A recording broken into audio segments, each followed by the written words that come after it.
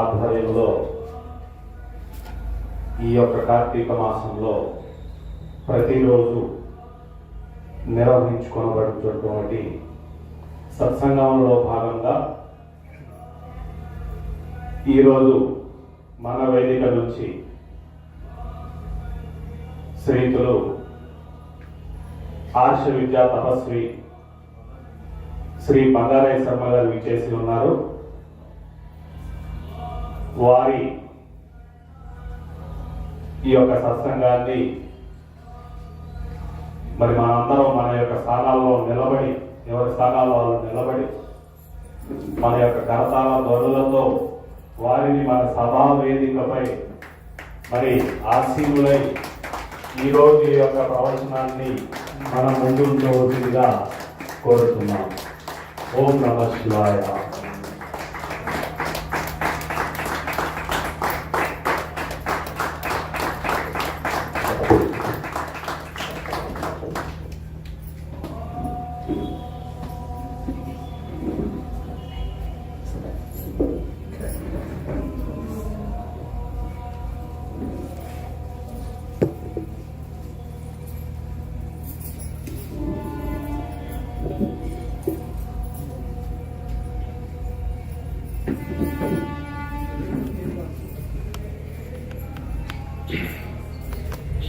श्रुतिस्मृतिपुराणानामालयं करुणालयं नमामि भगवत्पाद शङ्करं लोकशङ्करं शङ्करं शङ्कराचार्यं केशवं बादरायणं सूत्रभाष्यकृतौ वन्दे भगवन्तौ पुनः पुनः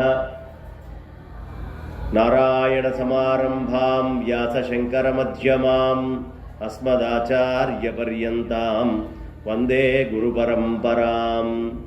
गुरवे सर्वलोकानां भिषजे भवरोगिणां निधये सर्वविद्यानां दक्षिणामूर्तये नमः. शारदा शारदाम्भोजवदना वदनाम्बुजे सर्वदा सर्वदास्माकं सन्निधिं क्रियात्. अज्ञानां जाह्नवीतीर्थं विद्यातीर्थं विवेकिनां सर्वेषां सुखदं तीर्थं भारतीतीर्थमाश्रये. विद्याविनयसम्पन्नं वीतरागं विवेकिनं वन्दे वेदान्ततत्त्वज्ञं विधुशेखर भारतीं. सच्चिदानन्दरूपाय विश्वोत्पत्त्यादिहेतवे तापत्रय विनाशाय श्रीकृष्णाय वयं नमः.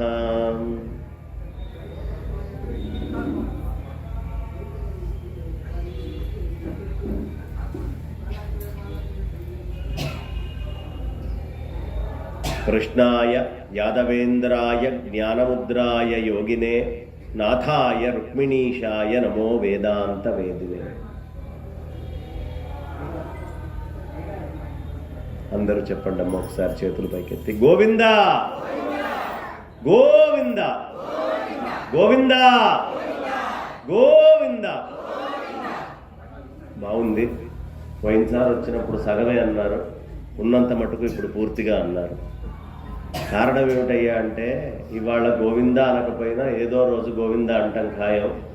గోవిందా అనే లోపు గోవిందా అనేవాడు అదృష్టం. ఎందుకంటే ఈ శరీరం క్షణభంగురమైంది, ఇది శాశ్వతము, ఇంతకాలం ఉంటుంది అని ఎవరూ చెప్పలేరు. ఎవరైనా ఒకడు నేను ఖచ్చితంగా అంటే నేను శాశ్వతం అని రాసిస్తే వాడికంటే మించినటువంటి మహానుభావుడు ఇంకోడు ఉండడు.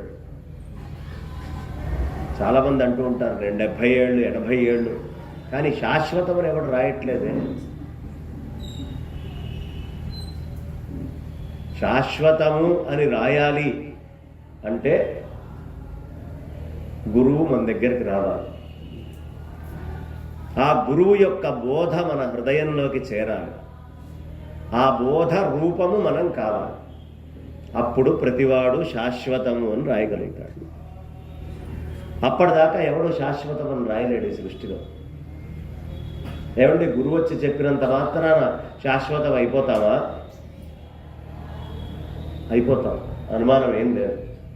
అది ఎలా అంటే శంకరాచార్యుల వారు, ఆదిశంకర భగవత్పాదాచార్యుల వారు, వ్యాసుల వారు, కృష్ణ పరమాత్మ, సనక సనందాదుల యొక్క హృదయాన్ని పూర్తిగా గుర్తించినటువంటి వారై, శ్రీమన్నారాయణుడి పరమేశ్వరుడి యొక్క హృదయాన్ని గుర్తించిన వాడై,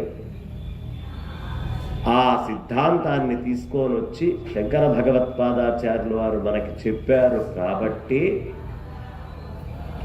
అది గనక హృదయంలో మనం నిలుపుకుంటే శాశ్వతము అనే పదం రాసుకోవచ్చు.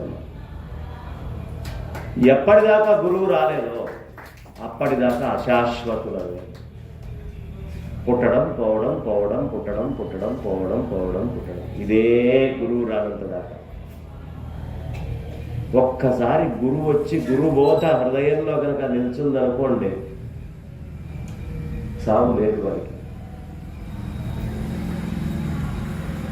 ఇప్పుడు వాడు అంటే ఎవరు? నేను శంకర్ల గురించి చెప్పే ముందు ఈ విషయాలన్నీ ఎందుకు చెప్తున్నాను అంటే, ఎలాంటి విషయాలు చెప్పిన ఆయన చరిత్ర మనం తెలుసుకోవాలని తెలియాలి కదా. ముందు ఆయన చెప్పిన విషయాలు కొన్ని చెప్పుకొని ఆ తర్వాత స్వామివారి యొక్క మహచ్చరిత్రలోకి అడుగుపెడు. ఎవరు వాడు అనేవాడు? ఎవడు? ఇప్పుడు నేను అని మనం చెప్పుకుంటున్నాం, శాశ్వతం అంటున్నా. నేను అంటే ఎవరు? అన్ని మార్పులు జరుగుతూ ఉన్నా ఏ మార్పు లేకుండా ఉండేది నేను. ఒప్పుకుంటారా?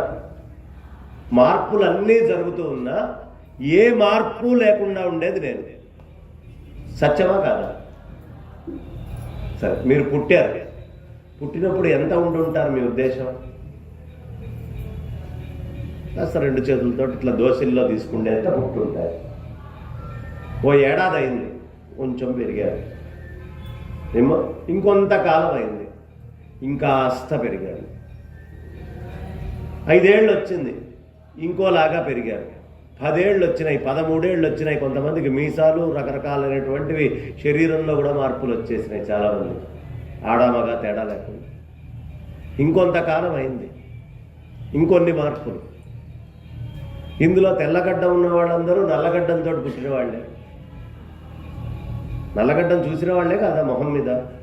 ఇక్కడ తెల్ల జుట్టు ఉన్న వాళ్ళందరూ ఇక పూర్వం నల్ల జుట్టుతోటి చూసుకున్న వాళ్ళే వాళ్ళని వాళ్ళు. ఇంత లాగేసుకున్న వాళ్ళే, ఇంత గౌన్ వేసుకున్న వాళ్ళే. ఇవాళ ఇంత పెద్ద పెద్ద బట్టలు కడుతున్నాం, నలుపు తెలుపుగా మారుతోంది.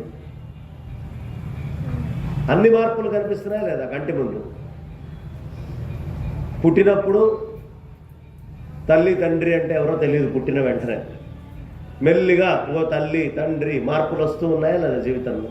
మిత్రులు, బంధువులు, మొగుడు, పెళ్ళాం, వాళ్ళ పిల్లలు, వాళ్ళు, ఇవన్నీ ఏంటి కదులుతున్న కాలంలో మార్పులు వస్తూనే ఉన్నాయా లేదా? ఇన్ని మార్పులు మీలో వస్తున్నాయని మీకు తెలుసు, కానీ నేను వేరు, ఆ మార్పు వేరు అని ఎప్పుడైనా అనుకున్నారా? ఎన్ని మారుతున్నా మీలో ఉన్న నేనేమైనా మారిందా? ఎప్పుడైనా ఎవడిలో అయినా మారుతున్నటువంటి ఏ ఒక్కడిలో అయినా నేను అనేది మారిందా?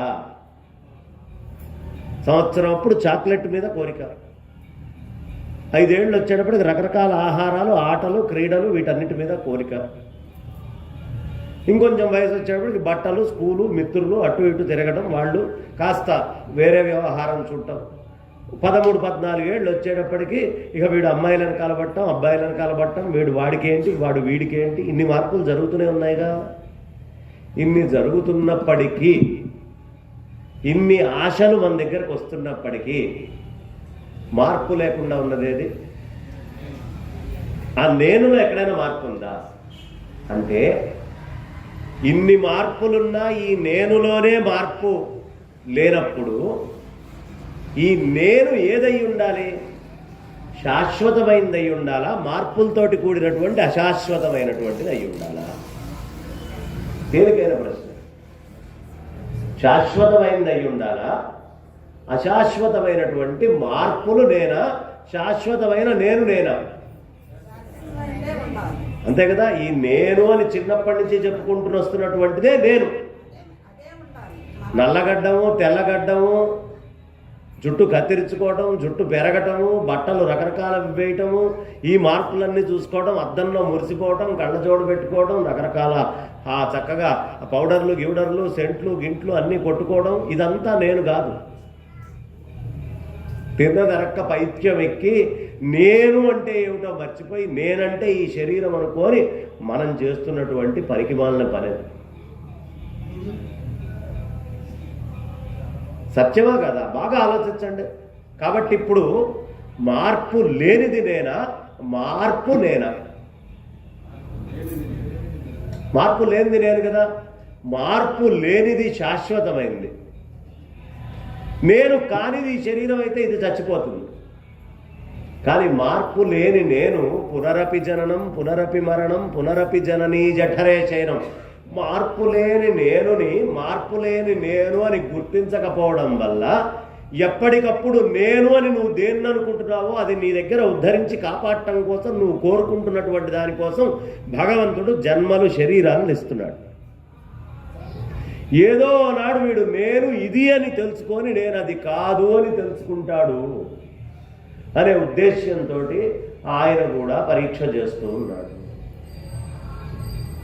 ఏమండి, శరీరం నేను అనుకున్నాం అనుకోండి, శరీరం మీద ఉన్న చొక్కా నేనా? కానీ ఎప్పటికప్పుడు అందం కోసం ఇది పాడైపోయింది, ఇది చీకిపోయింది అనే కోరికలు రకరకాలుగా వచ్చి బట్ట పాడైపోతుందని కొత్త బట్టలు వేసుకుంటున్నాంగా. వేసుకున్న బట్టలే వేసుకొని తిరుగుతున్నావా? ఎన్ని వస్త్రాలు మారినాయి ఈ ఒంటి మీద? పనికి వాళ్ళ మీ శరీరం మన శరీరాల మీదే మనకిన్ని మార్పులుండి ఇన్ని రకాల బట్టలు మారుస్తూ ఉంటే కోరికతోటి వీడిలో ఉండే నేననేది తెలియనంత దాకా వీడికి బట్టలు మారుస్తూనే ఉండాలిరా అని అనుకుంటాడు పరమాత్ముడు కూడా. కాబట్టి వీడికి ఎన్ని సోకులు ఉన్నాయో అన్ని సోకులతో కూడినటువంటి శరీరాలు ఇస్తాడు. రోజు ఒకటే రంగు వేసుకొని ఒకటైనా తిరుగుతున్నాడా? ఏదో అయ్యప్ప స్వామి దీక్ష తీసుకున్నప్పుడు తప్ప. ఏమ్మా, రోజు ఒకటే రంగు వేసుకొని తిరగడానికి ఇష్టపడుతున్నాడా? లేదు కదా. కాబట్టి ఓసారి వీడికి మానవ శరీరం, వీడి యోగ్యతను బట్టి ఓ పిల్లి శరీరం, ఓ కుక్క శరీరం, ఓ పంది శరీరం, ఓ ఎలుగుబంటు శరీరం, ఓ ఏనుగు శరీరం, ఇవన్నీ ఇస్తున్నాడు. ఇవన్నీ ఇస్తూ ఉన్నాడు ఆయన. మీరు బండి నడుపుతున్నారు, బండి మీద కూర్చున్నారు. ఇప్పుడు నేను అనేది మీరు ఎంత కింద లెక్కేసుకుంటున్నారో తెలుసా? ఆ బండి ఎంత ఉందో అంత లెక్కేసుకొని ఈ రోడ్ల మీద మీరు ప్రయాణం చేస్తున్నారు. ఆ బండిని నేను అనే లెక్కలో వేసుకున్నారు, కానీ ఆ బండి మీరు ఒకటి కాదుగా. ఓ కారులో వెళ్తున్నారు. ఈ కారులో సందుల్లోనో రోడ్ల మీద మెయిన్ రోడ్డు మీద ఎక్కడో వెళ్ళేటప్పుడు ఎంత అని ఆ డ్రైవర్ అనుకొని నడుపుతున్నాడు? నువ్వెంతరా కారంతా అని వాడు అనుకుంటున్నాడా లేదా? వాడి శరీరాన్ని ఎంత అనుకుంటున్నాడు? వాడు తాకకుండా జాగ్రత్తగా ఆ కారుని, అమ్మో అక్కడ దాకితే వాడికే దెబ్బ తాకినంత బాధ కలుగుతుంది. అట్లాగే ఈ శరీరములో వచ్చి కూర్చున్నటువంటి జీవుడు నేను ఈ శరీరం అంతా అనుకొని వ్యవహారాలు చేస్తున్నాడు. ఎంత? ఈ శరీరం ఎంతో నేనంతా అనుకుంటున్నాడు. కాదయ్యా, ఆ బండికి దెబ్బ తాకినా నీకేం కాదు. బండి ఆ పక్కన హెడ్ లైట్ పగిలింది, సైడ్ మిర్రర్ పగిలింది. దెబ్బ తాకినప్పుడు వాడికి ఏదో గుండె పగిలిపోయి వాడికి అయినంత బాధ వచ్చింది. కానీ వాడికి ఏమైనా అయిందా? ఏం కాలేదు కదా. ఆ సైడ్ మిర్రర్ పగిలినప్పుడు, వచ్చి గుద్దినప్పుడు ఏమి కాలేదు కదా. అలాగే ఈ శరీరంలో నేను అని నువ్వు అనుకుంటున్నావు. ఎవడికో పాపం దురదృష్టవశాత్తు ఈ చెయ్యి పోయింది. పోయినంత మాత్రాన నేను పోయాను అని వాడు అనుకుంటున్నాడా? నేనుకే ఇబ్బంది లేదండి. చెయ్యి పోయినా ఇబ్బంది లేదు, కాలు పోయినా ఇబ్బంది లేదు, కన్ను పోయినా ఇబ్బంది లేదు, మంచం మీద పడుకున్నా ఇబ్బంది లేదు, లేచి తిరుగుతున్నా ఇబ్బంది లేదు. నేనుకే ఇబ్బంది ఉంది? నేనుకి ఎక్కడైనా ఇబ్బంది ఉందా? ఏమీ లేదు. మరి ఇబ్బంది దేనికి ఉంది? నాదిని నేను అనుకుంటున్నా. నేను అనేది ఒకటి అమాయకత్వం లోపలికి వచ్చి నాది అనే ఆలోచన భావన పడుతోంది. ఆ కారు నాది అనుకోవడం వల్ల కదా దాని హెడ్ లైట్ పగిలితే మీకు బాధ. ఇదే సమయంలో ఎక్కడో యాక్సిడెంట్ అయ్యి వేరే వాడి కారు హెడ్ లైట్ పగిలింది, మీకేం బాధ, మీకేం నొప్పి ఉంది? ఏమీ లేదు కదా. నాది నాకు సంబంధించిన వాళ్ళది అన్నప్పుడే మీకు దుఃఖం వస్తుంది. ఈ ప్రపంచంలో సుఖము అనేది లేదు, దుఃఖము అనేది లేదు, రెండూ లేవు. ఉన్నది ఖం, ఆకాశమే. ఖం అనేది ఉంది. దాంట్లో మీ అజ్ఞానం వల్ల ఒకప్పుడు సుఖము ఒకప్పుడు దుఃఖము కనిపిస్తుంది. ఏమా, గ్లాసు ఆకారంలో నీళ్లు ఉంటాయా ఎప్పుడైనా? నీళ్ళకు ఆకారం ఉందా? నువ్వు గ్లాసులో పోస్తే గ్లాసులాగా మారిపోతాను, గ్లాసులో జలం కింద మారుతాను, అంతే కదా. ఓ గిన్నెలో పోస్తే గిన్నెలో జలం కింద మారుతాను, గంగాళంలో పోస్తే గంగాళం జలం కింద మారుతాను. నీళ్ళకి ఏమైనా ఆకారం ఉందా? అలాగే నీళ్ళు అనేటటువంటిది జీవానికి గుర్తు. జీవం ఎక్కడి నుంచి వస్తుంది అంటే నీళ్లలో నుంచి వస్తుంది. ఇప్పుడు ఈ నీళ్లలో నుంచి వస్తున్నటువంటి జీవము ఏ పాత్రలో పడితే ఆ ఆకారం ఎలా పొందుతోందో, ఏ శరీరంలోకి వస్తే ఆ శరీరం నేను అనేట్టుగా కనిపించేట్టు ఉంటుంది. దానికంటూ ఏ శరీరం లేదు. ఈ ఆకారం దాంది కాదు అని తెలిసినంత దాకా పర్లేదు. కానీ ఈ నీళ్లు అనేటటువంటి ఆకారం, ఆ గంగాణము, ఈ నీళ్లు ఒకటే ఆకారం అని ఎవడు భ్రమపడుతున్నాడో వాడికి జన్మలు ఉంటుంది. నేను తేలిగ్గా చెప్తున్నామ్మా, వేదాంతాన్ని పెద్ద కష్టపడాల్సిన అవసరం లేకుండా అనాయాసంగా మనకి నిత్యము తిరిగేటటువంటి ఉదాహరణలతో ఇవన్నీ చెప్పిన వారు ఆదిశంకర భగవత్పాదాచార్యులు వారు. నేను చెప్తున్నటువంటి మాటలు కాదు,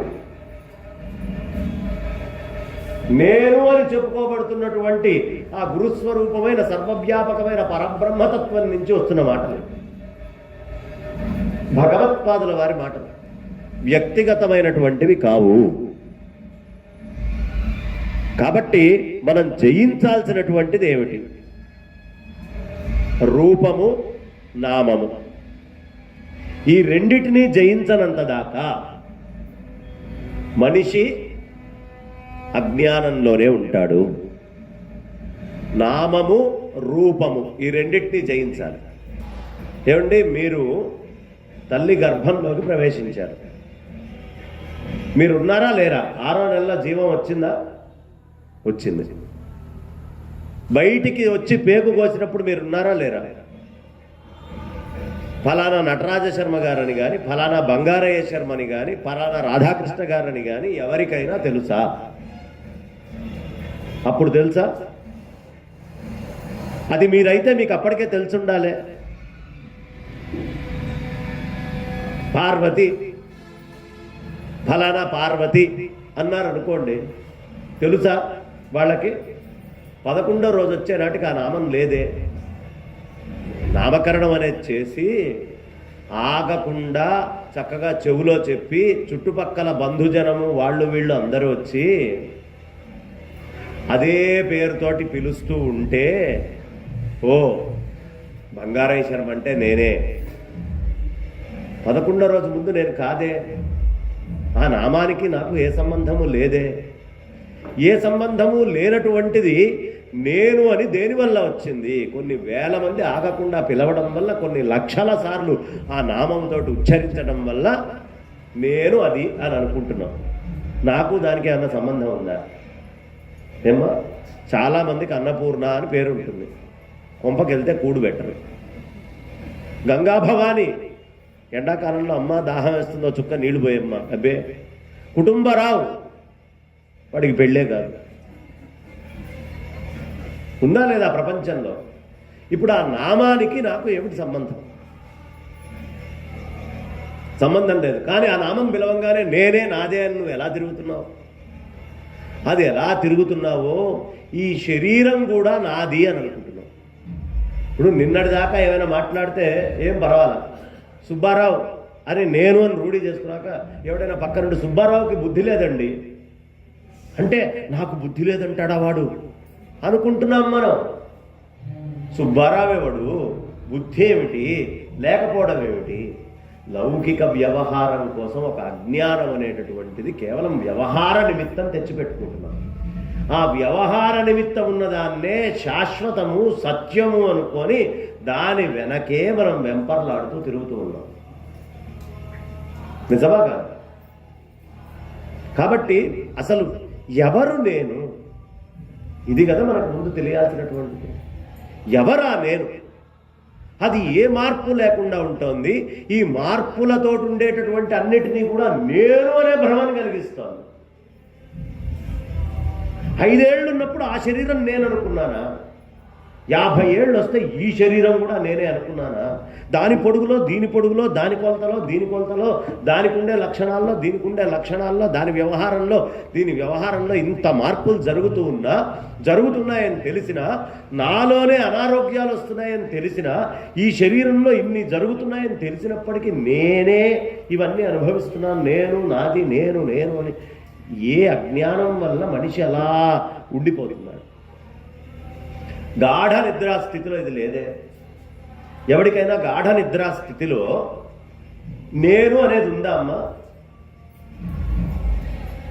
ఉందా? నా మనస్సు ఉందా ఎవరికైనా గాఢ నిద్రలో? కలలో ఉంది, జాగ్రత్తలో ఉంది, సుషుప్తిలో ఉందా నేను అనేది? నేను ఫలానా అండి, ఈ ఎర్ర చీర కట్టుకుంటాను, లేదు ఈ కాషాయం రంగులో ఉండేటువంటి వస్త్రాలను నేను కట్టుకుంటాను, ఈ బొట్టు పెట్టుకుంటాను, నా జుట్టు ఇంత అందంగా ఉంటుంది, నా రూపం ఇది, నా కన్ను, నా ముక్కు, నా తీరు, నా మాట, నా పేరు, నా వ్యవహారం, నా బంధువులు, మా అమ్మ, నా కొడుకులు, నా పిల్లలు, ఈ ప్రపంచంలో ఉండే ఏ వస్తువులైనా గాఢ నిద్రాస్థితిలో ఉన్నాయా? ఎవరైనా ఒక్కళ్ళు లేచి చెప్తే వాళ్ళకు 100,000,000 నమస్కారాలు. నా గాఢ నిద్రలో కూడా ఇవన్నీ ఉన్నాయండి అని ఎవరైనా చెప్పగలిగితే వాళ్ళకి పాదాభివందనం చేస్తాను నేను. అలాంటి వాడు ఎవడైనా దొరుకుతాడేమో అని ఎదురు చూస్తున్నా. ఇవేవీ లేకపోయినా నువ్వు ఉన్నావే. లేపంగానే ఇట్లా కొట్టి లేరా అనగానే హాయిగా పడుకుంటే ఎందుకు లేపుతావు?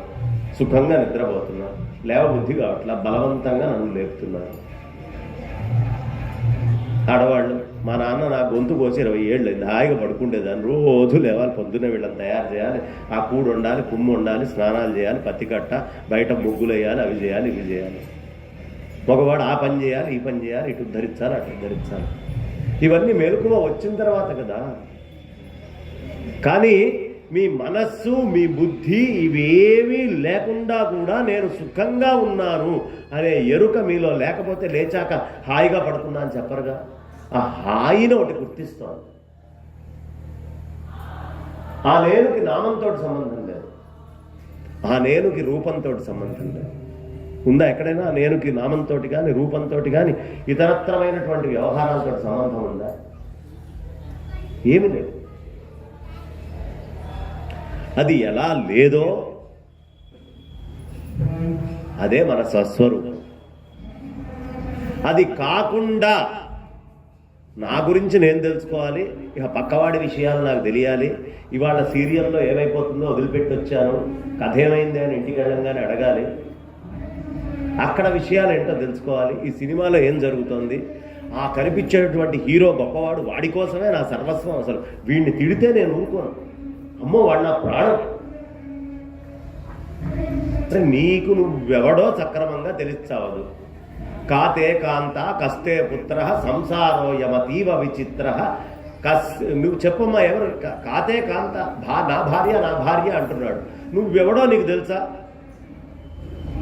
నా భార్య అంటున్నాడు. కస్తే పుత్ర, నా పిల్లలు అంటున్నాడు. కాతే కాంత కస్తే పుత్ర సంసారో యమతీవ విచిత్ర. కస్యత్వం వా కుతాయాత. అసలు నువ్వెవడో చెప్పవయ్యా ముందు నాకు, నా తర్వాత చెప్పు. నువ్వెవరో చెప్పు. నా కాదు, నా పేరు, నా చెయ్యి, ఇవన్నీ తర్వాత. నువ్వెవరు? నా చెయ్యి అంటున్నావు, నేను చెయ్యనట్ల.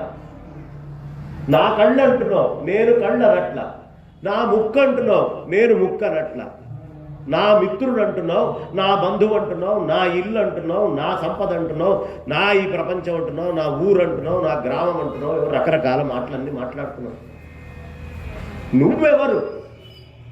ఆ నా అనేటటువంటి వాడు ఎవడు? అది తెలుసుకోవడానికి ఎవడైనా ప్రయత్నం చేశాడా? మీ దగ్గరకు ఓ బ్రాహ్మడు వచ్చి, ఓ జ్యోతిష్యుడు, అమ్మా ఈ అష్టమి నవమి పూజ చేసుకోండి, ఈ చతుర్దశికి ఇలా చేస్తే మంచిది, ఈ కార్తీక సోమవారం ఉపవాసం ఉంటే మంచిది, లేదు చక్కగా ఈ దీపం పెట్టుకోండి, ఆ ఒత్తు పెట్టుకోండి అని చెప్తే వెంటనే ఆచరిస్తారు. ఇది ధర్మశాస్త్రంలో పలానా చోట ఉంది అనగానే ఆచరిస్తారు. కానీ అదే వేదము తత్వమసి, నువ్వు అది ఒకటే అయి ఉన్నావు అని చెప్తుంది శృతిమాత.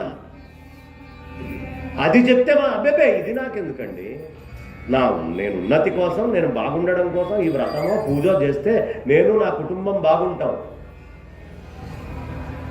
ఆ నేను అంటే ఈ శరీరం అనుకుంటున్నావు కాబట్టి నేను నా కుటుంబం బాగుంటుంది అనుకుంటున్నావు. కానీ నేననేవాడు శాశ్వతంగా ఎప్పుడు బాగుంటాడు అంటే ఈ ఒక్క ఎరుక, ఈ మేలులో నా ఎదురుగుండా ఉన్నటువంటి వాళ్ళల్లో, వినేవాళ్లల్లో నేనులో మార్పు లేదు, చెబుతున్న నాలో నేనులో మార్పు లేదు, కనిపిస్తున్న చరాచర సృష్టిలో ఎక్కడా నేనులో మార్పు లేదు. ప్రతివాడు ఆ నేననే అంటాడు. ఎవరింటికైనా వెళ్ళి తలుపు కొడతాం, లోపల నుంచి ఎవరు అంటాడు, నేను అంటాడు. సుబ్బమ్మ గారు వెళ్ళినా, వెంకాయమ్మ గారు వెళ్ళినా, వెంకట సుబ్బయ్య గారు వెళ్ళినా నేననే అంటున్నాడు. ఈ నేననేది ఏదో కామన్గా కనిపిస్తోంది మనకి. నేను అనే సూత్రము ఇప్పుడు ఎదుటివాడిలో నేను, నాలో నేను వేరు కాదు, ఈ రెండు ఒకటే అయినటువంటివి అనే జ్ఞానం లేకుండా నాకు పరిమితమైన నేను అనుకొని ఎదుటివాడిని కూడా పరిమితంగా నేను అనుకుంటున్నాను. అమ్మా చాలా జీవితంలో ఇవాళ నేను చెప్తున్నటువంటి మాటలు బయట చెప్పుకుండేవాళ్ళు, మాట్లాడుకునేవాళ్ళు తక్కువ ఉంటారు. మిగతా అయినటువంటి విషయాలు, భజనలు, కీర్తనలు, పాఠాలు, చక్కగా బ్రహ్మాండంగా వాయనాలు, నోములు, వ్రతాలు, పూజలు చేసేవాళ్ళు చాలామంది ఉంటారు. కానీ అన్నిటికంటే గొప్పదేమిటి అంటే శంకరులు చెప్తారు, కురుతే గంగా సాగర గమనం వ్రత పరిపాలన మతవా దానం జ్ఞాన విహీన సర్వమనేన ముక్తిం నభజతి జన్మశతేన. ఎవడిలో నేననేటటువంటి దానికి సంబంధించిన మూల జ్ఞానం లేదో వాడు 100 జన్మలు ఎత్తినా ముక్తి రాదు.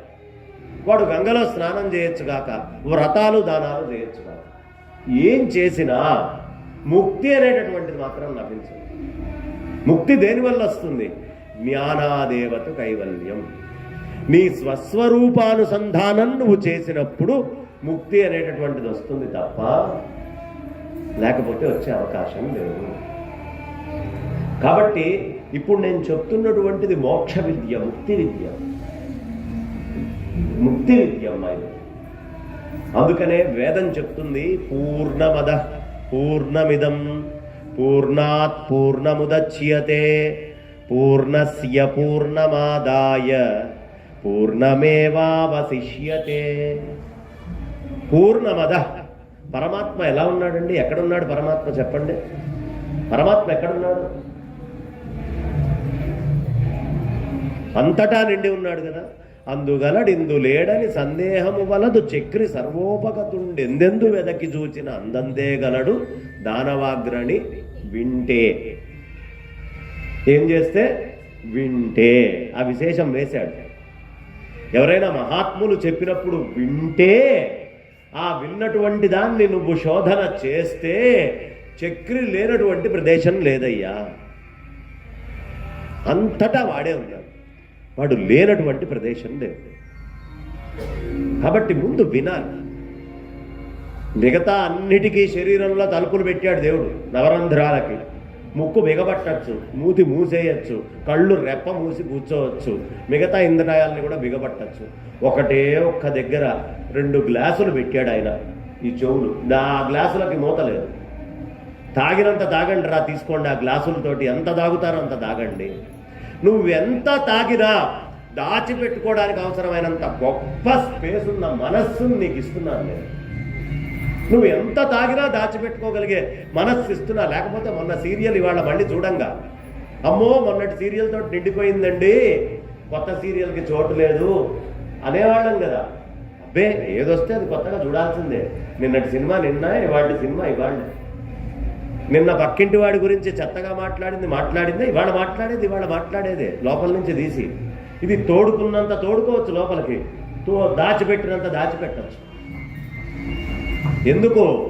మనస్సుకి తండ్రి ఆకాశం, తల్లి ఆకాశం, తండ్రి వాయువు.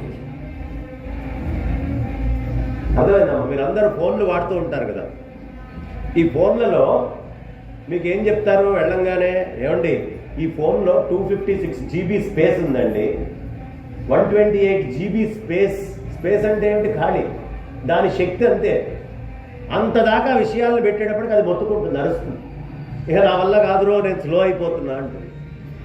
ఈ పెట్టుకున్నటువంటి దాంట్లో ఇందులో 8 GB ర్యామ్ ఉందండి. అంటే అంత వేగంగా తిరుగుతుందన్నమాట, ఇట్లా పెట్టంగానే ఫాస్ట్గా. ఈ మాత్రం టెక్నాలజీ తయారు చేసేటప్పటికే వీడు బడి కొట్టుకుంటున్నాడు. మరి ప్రతివాడికి ఓ మనస్సును పెట్టి, ఆ మనస్సులో ఆయన అన్లిమిటెడ్ స్పేస్, నీకు కావాల్సినంత ఖాళీ ఉందిరా ఇందులో, నీకు కావాల్సినంత వేగం ఉంది అని చెప్పి ఓ మనస్సునిచ్చాడు. ఈ వేగాన్ని, ఆ ఖాళీని ప్రతివాడు నేనుతోటి ఆనందంతో నింపుకోవాలని చూస్తున్నాడు. ఆ ఆనందం వచ్చిందాక అది నిండదు. ఒక్కసారి ఆనందం వస్తే మనసు నిండిపోతుంది. మన మనసు పొంగిపోయిందండి అంట. దేనితోటి పొంగిపోతుంది? ఆనందం వచ్చినప్పుడు పొంగిపోతుంది, దుఃఖం వచ్చినప్పుడు నిండిపోతుంది. మనస్సు నా మనస్సు ఆనందంతో పొంగిపోయిందండి అంటాడు. నా మనస్సు దుఃఖంతో పొంగిపోయిందండి అన్నాడు ఎవడు? నిండిపోయింది అంటాడు. అర్థమైందా? అంటే నిండిపోయింది అని చెప్పడము, దాన్నే నేను స్మరణ చేస్తూ ఉన్నాను అని. ఆనందం వచ్చేటప్పటికి ఇంకా అంతకంటే వేరే వస్తువు లేదు, ఇక నా వల్ల కాదు, దీన్ని ఇంతకంటే నేను ఎంత రావాలో ఆ పరిపూర్ణత్వం వచ్చింది అని చెప్పడానికి ఆనందం నిండిపోయింది అంట. ఇక అంతకంటే రావడానికి లేదు మనస్సుకి, ఏది పొంగిపోతుందంతే.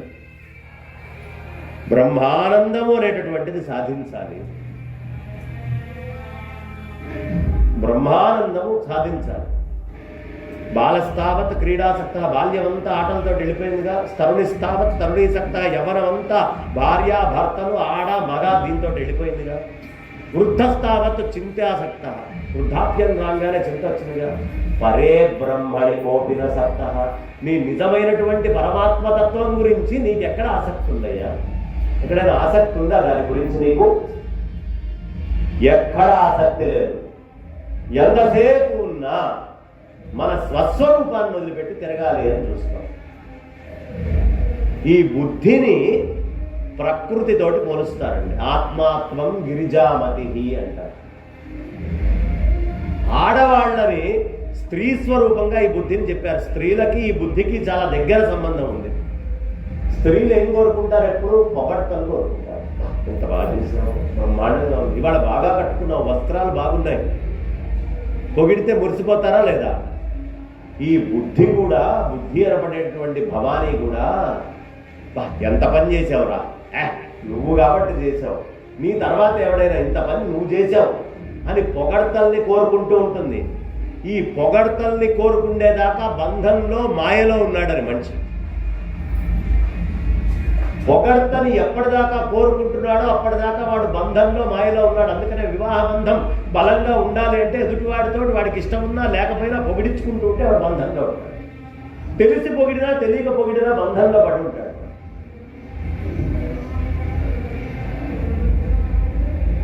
అలాగే ఈ పరాప్రకృతి బుద్ధి కూడా నువ్వు పొగిడినంత కాలము నిన్ను బంధంలోనే ఉంచుతుంది. నా అంతటి వాడు లేడు నేను కాబట్టి ఈ పని చేసా ఆ పని చేసా, నాతోటి తప్ప ఇంకోటితోటి ఎవరితోటైనా ఈ పని అవుతుందా అని ఎప్పటిదాకా నీ బుద్ధిని నువ్వు పొగుడుతూ ఉంటావో బంధంలో ఉంటావు. నేనేమిటి, అంతా వాడే, వాడు చేశాడు, ఇది వాడి గొప్పతనం, నాకు సంబంధం లేదు. కాయేన వాచ మనసేంద్రియైర్వా బుద్ధ్యాత్మనావా ప్రకృతే స్వభావాత్ కరోమి యద్యత్ సకలం పరస్వై నారాయణాయేతి సమర్పయామి అని ఎవడు పొగడ్తలకి లోబడకుండా ఇదంతా వాడిదే అనుకుంటాడో వాడు తరిస్తాడు. जो मेरा मेरा बोलेगा वो मरेगा, जो तेरा तेरा बोलेगा वो तरेगा. నాది నాది నాది అనుకుంటూ కూర్చోవడం అహంకారం. అంటే ఈ బుద్ధి పొగడతల్ని కోరుకుంటోంది కదా, ఆ పొగడత. నేను కాబట్టి నా కోడల్ని అట్లా పెట్టగలిగాను. ఆ కోడలు అనుకుంటుంది లోపల, నేను కాబట్టి మా అత్తగారికి లొంగినట్టు కనపడుతున్నా.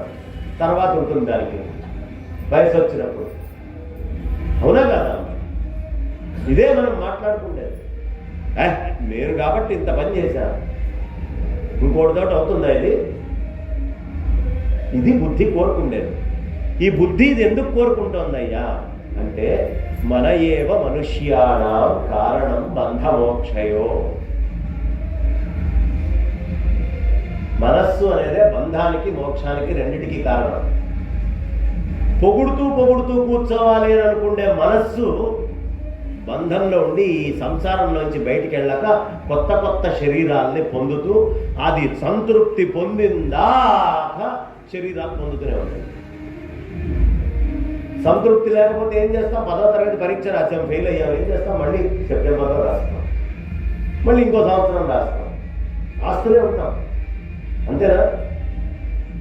ఎప్పటిదాకా నీ మనస్సులో పరిపూర్ణమైనటువంటి సంతృప్తి రాదో, ఆనందం రాదో, అప్పటిదాకా నువ్వు బద్ధుడివే, పుడుతూనే ఉండాలి. అప్పటిదాకా పుడుతూనే ఉండాలి.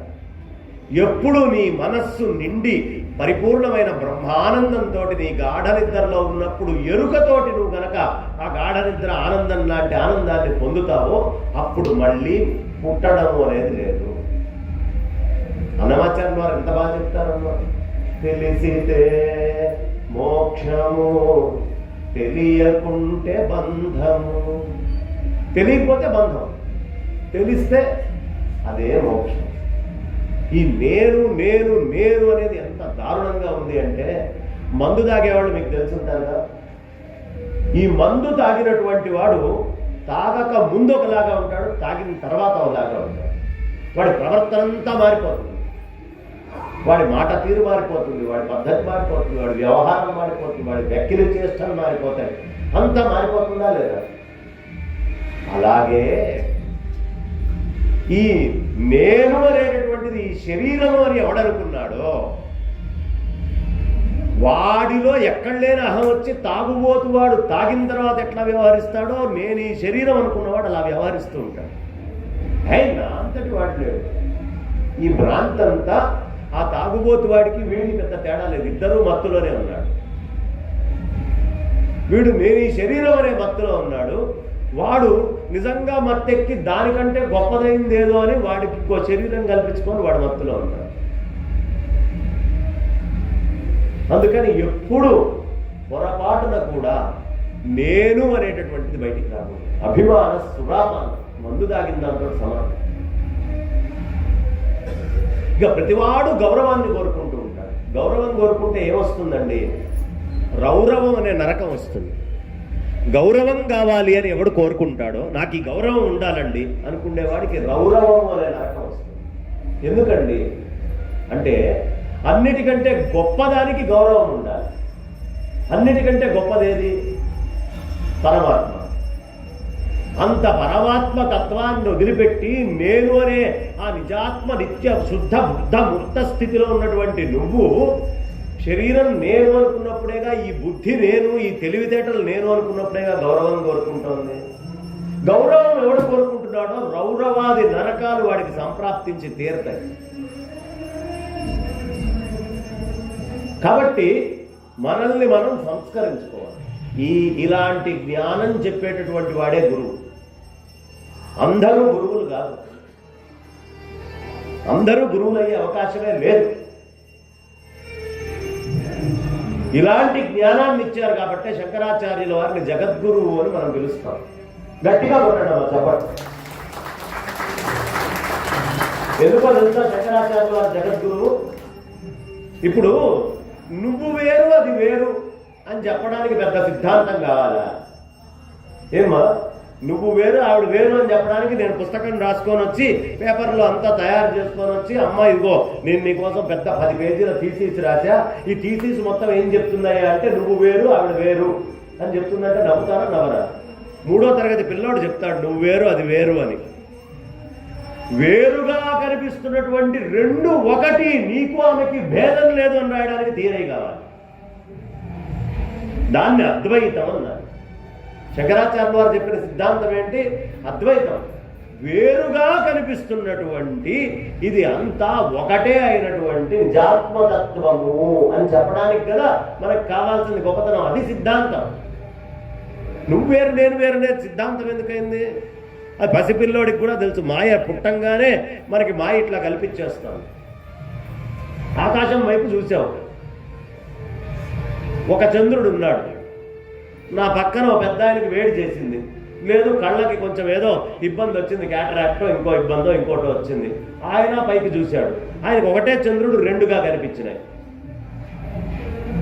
ఏమో ఇప్పుడు నాకు రెండుగా కనిపిస్తోంది, నాకు కనిపిస్తోంది కాబట్టి ప్రత్యక్ష ప్రమాణం అని ఎవడైనా అంటే ఒప్పుకుంటారా మీరు? మరి వాడికి కనిపించట్లేదా? 2 చంద్రులు కనిపిస్తూనే ఉన్నాయా వాడికి? ఏమ్మా, ఆ మధ్య బాగా ఉపన్యాసాలు ఎక్కువైనాయి. నాకు కాస్త వేడి చేసింది. నేను వెళ్ళేటప్పటికీ ఒక మైకు 2 మైకుల కింద, ఒక కుర్చీ 2 కుర్చీల కింద, ఒక ప్రేక్షకుడు 2 ప్రేక్షకుల కింద కనిపించడం మొదలుపెట్టారు. ఓహో, ఇదేదో కాస్త బాగా వేడి చేసినట్టుంది, ఈ ఊరు ఆ ఊరు ఆకుండా తిరిగి అక్కడ నీళ్లు ఇక్కడ నీళ్లు ఇంత తాగేటప్పటికి వేడి చేసినట్టుంది, తేడా వచ్చింది అని ఓ డాక్టర్ దగ్గరికి వెళ్ళారు. ఆయన నాకంటే బిజీ. ఓ గంటన్నర కూర్చున్న తర్వాత లోపలికి పిలిచాడు.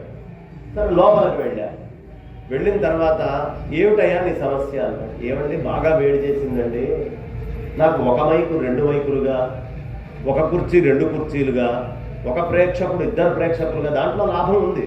200 మంది కనిపిస్తారు, ఉన్నట్టుండే 100 ఉన్నారు కనిపిస్తున్నారండి అని నేను చెప్తే ఆ డాక్టరు పోస్ ఈ మాత్రం చెప్పడానికి 4 వచ్చారా అన్నాడు.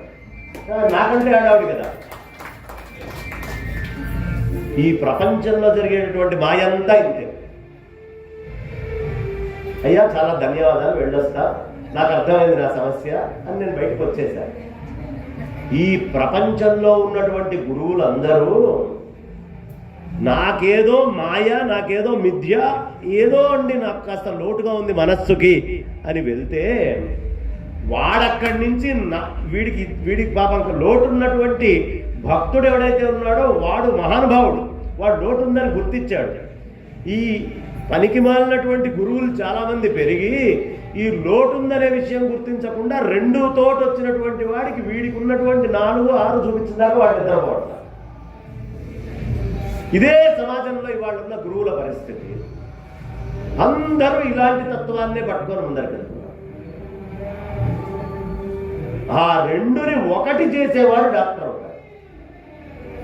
ఆ 2ని ఒకటి చేయగలిగేటటువంటి వాడే జగద్గురువు అవుతాడు. అది గొప్పతనం. 2ని ఒకటి చేయాలి. పెళ్లి చేస్తున్నాం, భర్త భార్య 2 ఉన్నాయా లేవా? ఈ 2ని తీసుకొచ్చి కలిపి ఒకటి అంటున్నావా అనట్లేదా? ఒకటే. ఒకటి కాకపోతే పిల్లవాడు రాడే. 1, 2? ఒకటే. ఎలా ఒకటి? ఎక్కడ కడుతున్నారు మంగళసూత్రం? మంగళసూత్రం ఎక్కడ కడుతున్నారమ్మా? మెళ్ళలోనే కదా. మాంగళ్యం తంతునా నేనా మమ జీవన హేతునా కంఠే బధ్నామి సుభగే త్వం జీవ శరదాం శతం అంటున్నావా లేదా? ఎందుకు మెళ్ళలో కడుతున్నారు మంగళసూత్రం? చేతికో ఏమ్మా, మోచేతికో, మోకాలకో, అరికాలకో, నడుముకో, ఇంకెక్కడో కట్టచ్చు కదా. ఆ జుట్టుకు ముడేయచ్చు కదా. మెడకే ఎందుకు వేస్తున్నారు మంగళసూత్రం? ఎప్పుడైనా అడిగారా ఎవరినైనా? ఎందుకు వేస్తున్నారయ్యా అంటే ఇక్కడి నుంచి ఈ పైదాకా అంతా జ్ఞానేంద్రియం, అందులో ఒక్క కర్మేంద్రియం బయటకు వచ్చింది, వాక్కు. ఇక్కడి నుంచి ఈ కింద దాకా మొత్తము కర్మేంద్రియాలు, కానీ ఒక్క చర్మం మాత్రం బయటకు వచ్చింది, జ్ఞానేంద్రియం. ఏమ్మా? కర్మేంద్రియాల్లో జ్ఞానేంద్రియం, జ్ఞానేంద్రియాల్లో కర్మేంద్రియాలు. ఈ రెండిటిని కలిపేటటువంటిది ఏదో తెలుసా అమ్మా? ఈ జ్ఞానేంద్రియాన్ని, ఈ కర్మేంద్రియాల్ని రెండిటిని కలిపేటటువంటిది ఏదో తెలుసా మీకు? ఏది కలుపుతోంది రెండిటిని? ఈ మెడ భాగం. అదే జీవుడు అనేది ఉండేది. మనిషి పోతే ఏం చేస్తాం? వీడు గుటకాయ స్వాహ, గుటకేసాడు రా, అయిపోయింది. ఎక్కడుంది జీవుడు యొక్క మూలతత్వం అంతా? ఆ గుటక దగ్గర ఉంది, ఈ కంఠ భాగంలో. త్వం జీవ శరదాం శతం. నేను బతికున్నాను అని చెప్పడానికి గుర్తేమిటి? మా ఆవిడ మెడలో ఉన్న మంగళసూత్రం. నా జీవితాన్ని మొత్తాన్ని నేను తాకట్టు పెట్టా. ఇక్కడ ఎక్కడ తాకట్టు పెట్టా? జీవితాన్ని మొత్తాన్ని మంగళసూత్రంలో పెట్టా. ఆ మంగళసూత్రం తీస్తే ఏమిటి? వీడు జీవించి లేనట్టే. రెండుగా కనిపిస్తున్నటువంటి జీవలక్షణం మొత్తం నా భార్యకి నేను అప్పచెప్పేశాను. నా జీవ లక్షణం అంతా, అంటే మగవాడు సర్వస్వం స్త్రీకి ఇచ్చేశాడు, ఆడవాళ్ళు సర్వస్వం పురుషుడికి ఇచ్చారనుకుంటారు.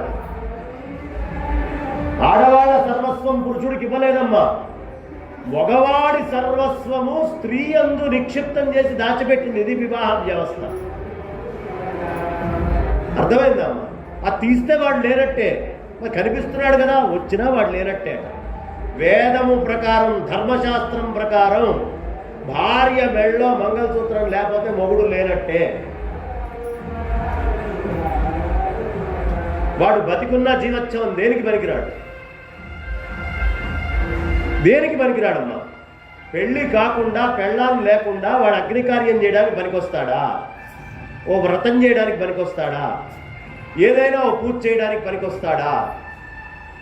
వాడి భుజం మీద ఈ ఎడమ భాగములో ఒక వస్త్రం ఉంది అంటే వాడి పెళ్ళాం బతికున్నాడు.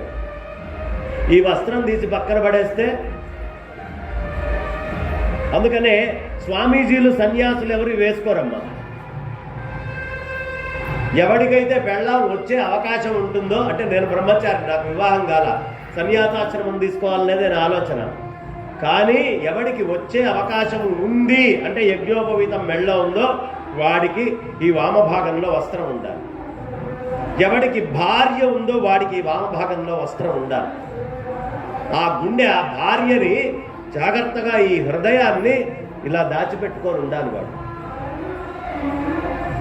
స్త్రీ వాడి జీవం మొత్తం వీడి మెళ్ళ ఉంది కాబట్టి నా మొగుడి యొక్క జీవానికి దిష్టి తగులుతుందేమో అని మంగళసూత్రాన్ని బయటేసుకోకుండా లోపల వేసుకొని దాచిపెట్టుకోవాలి.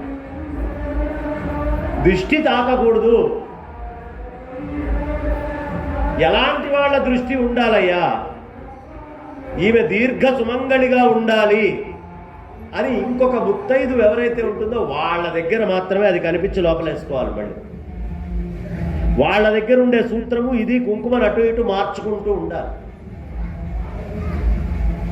ఇప్పుడు రెండుగా ఉన్నటువంటి ఈ కళ్ళని, ఈ మెదడుని, ఈ కంఠం ఏం చేస్తోందమ్మా? ఈ కర్మేంద్రియం. ఈ చెయ్యి లేస్తోంది అంటే బుద్ధి చెప్తే లేస్తోందా, బుద్ధి చెప్పకుండా లేస్తోందా?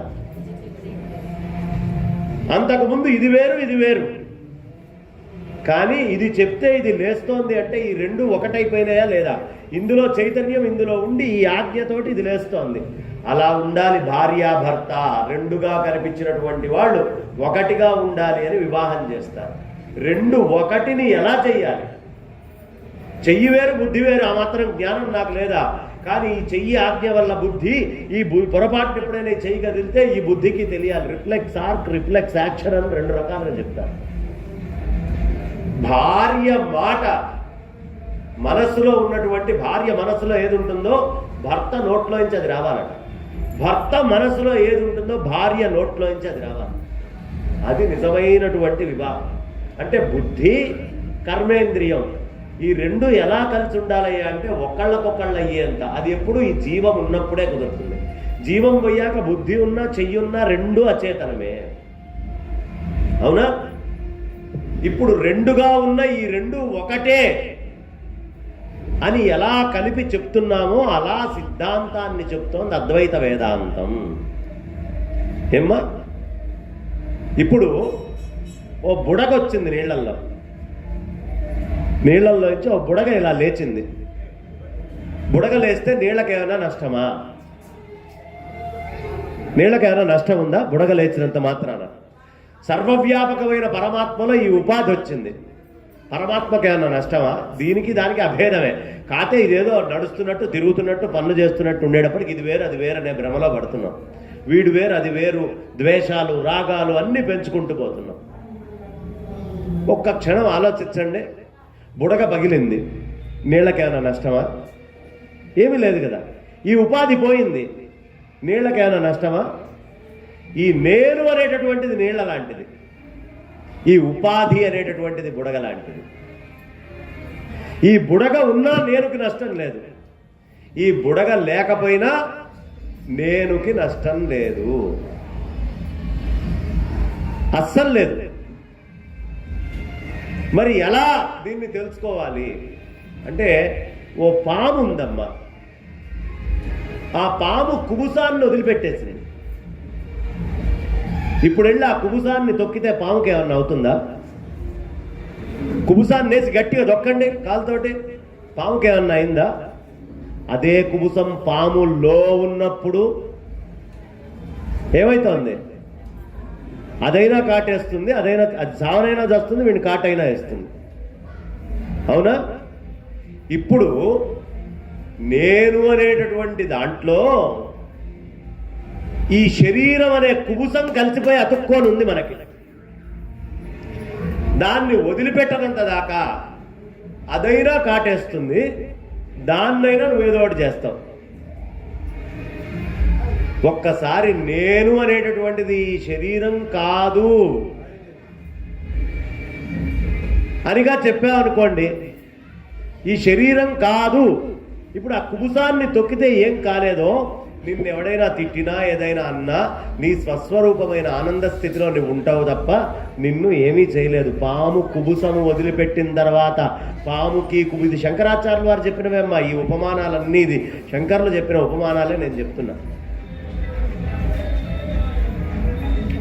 శంకరాచార్యుల వారి చరిత్ర మీరు ఎక్కడైనా వినొచ్చు, కానీ అద్వైత వేదాంతం ఆయన చెప్పినటువంటి సిద్ధాంతం ఏమిటో తెలిస్తే కదా ఆయన మీద గౌరవం మనకు పెరిగేది. అవునా? నామము, రూపము, క్రియ, ఈ మూడు నేను చెప్పదలుచుకోలే.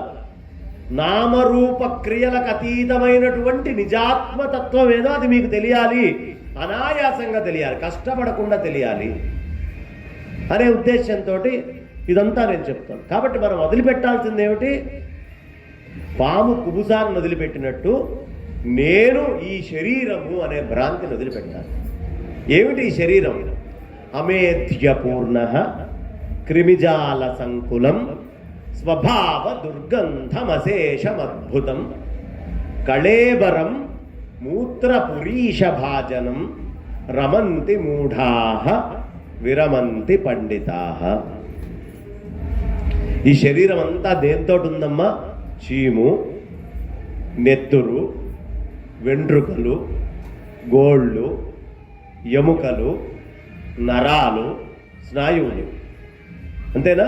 చీము, నెత్తురు, ఎముకలు, గోళ్ళు, మాంసము, నరాలు, ఎముకలు, ఇంతే కదా. చర్మము.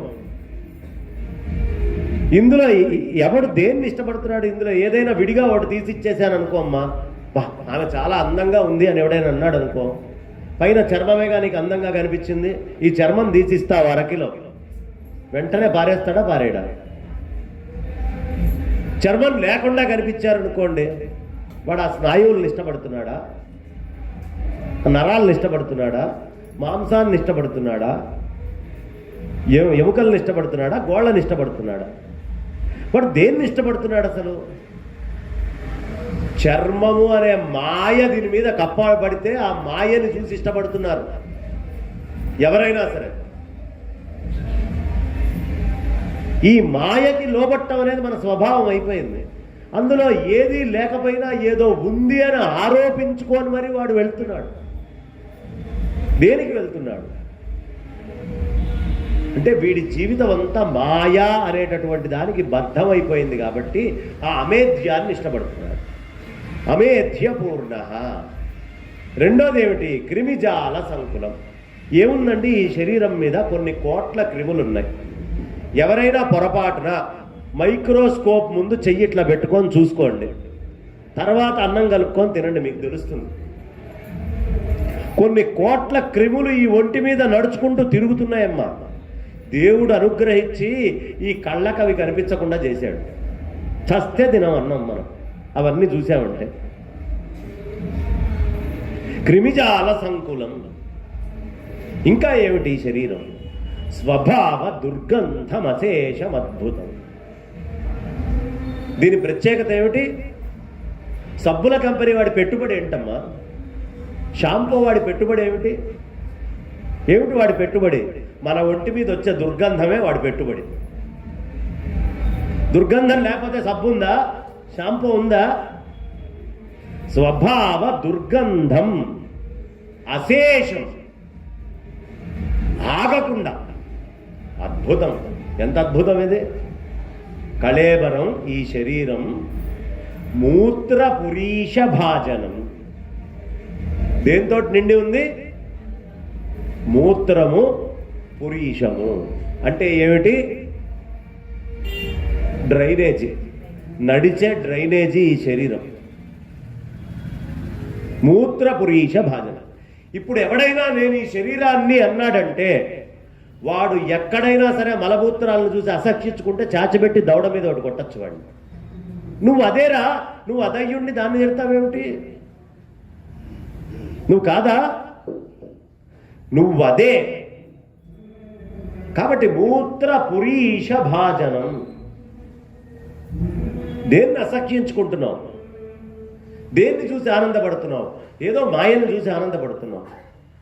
నీ అజ్ఞానాన్ని చూపించుకొని నీకు నచ్చంది ఏదైనా ఉంటే దాని పట్ల లేనిపోనిది ఈ కోరికలన్నీ నీలోనే పుడుతున్నాయి.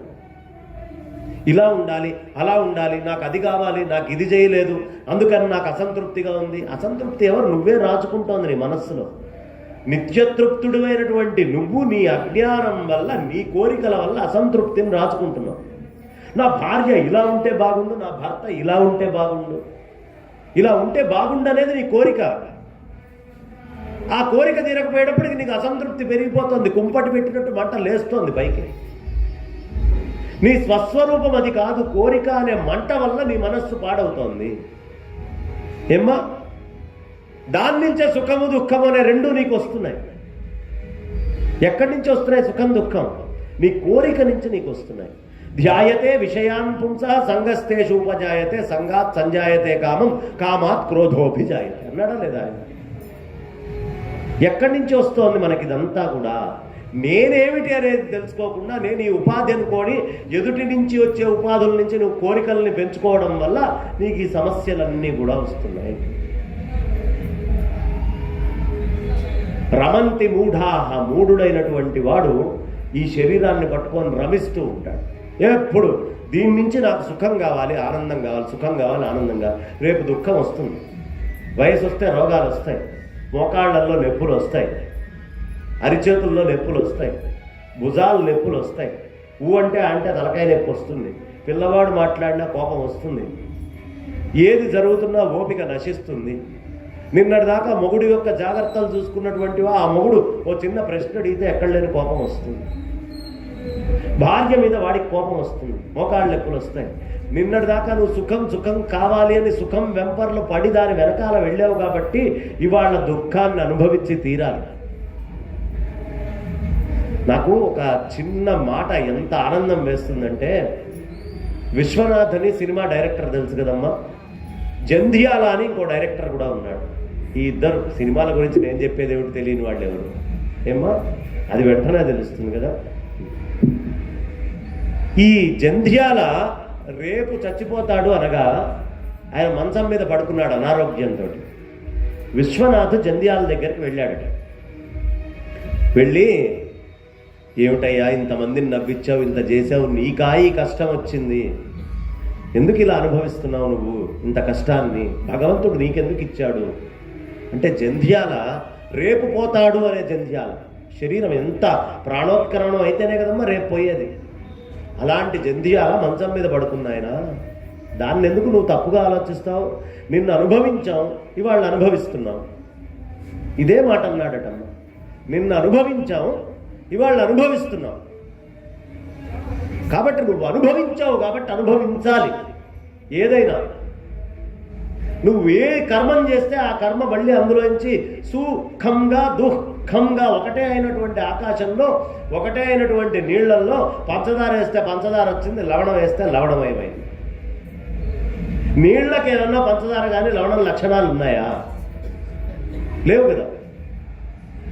ఈ కోరిక అనేటటువంటిది నాశనం చేస్తుందయ్యా. అన్ని శంకర్ల విషయాలే మనం చెప్తోందంతా శంకరాచార్యులు వారు చెప్పినటువంటి నిజాత్మ జ్ఞాన అద్వైత వేదాంత తత్వాన్ని చెప్తున్నా. ఎందుకంటే శంకర్ల చరిత్ర చెప్పడం నాకు ఇక్కడ ఎక్కువ అనిపించలే. ఇవాళ తత్వం చెప్తాం మనుషులకి అనిపించింది. అందుకని ఈ విషయాలే మాట్లాడు. ఇప్పుడు ఈ కోరిక అనేది ఏం చేస్తోంది? కోరిక అనేది మంట అని చెప్పా కదా. నీళ్లు తీసుకున్నారు మీరు, ఆ నీళ్ళని వేడి చేస్తే ఏమైంది? బాగా వేడి. ఇంకా వేడి చేస్తూనే ఉంటే ఉడికిపోతుంది. ఇంకా వేడి చేస్తే ఆవిరైపోతుంది. లేదు, ఆ నీళ్ళని బాగా చల్లగా చేస్తే గట్టిపోతుంది, బిగుసుకుపోతుంది. అవునా? ఈ మనస్సుని కూడా అదే నీళ్ల వేడి స్విచ్, హీటర్ స్విచ్ ఆపేసి అరగంట తర్వాత వెళ్ళండి, ఏమవుతున్నాయి నీళ్లు? ఈ గడ్డగట్టినటువంటి దాన్ని ఫ్రిడ్జ్లో నుంచి తీసి బయట పెట్టండి, మామూలుగా అయిపోతున్నాయి కదా.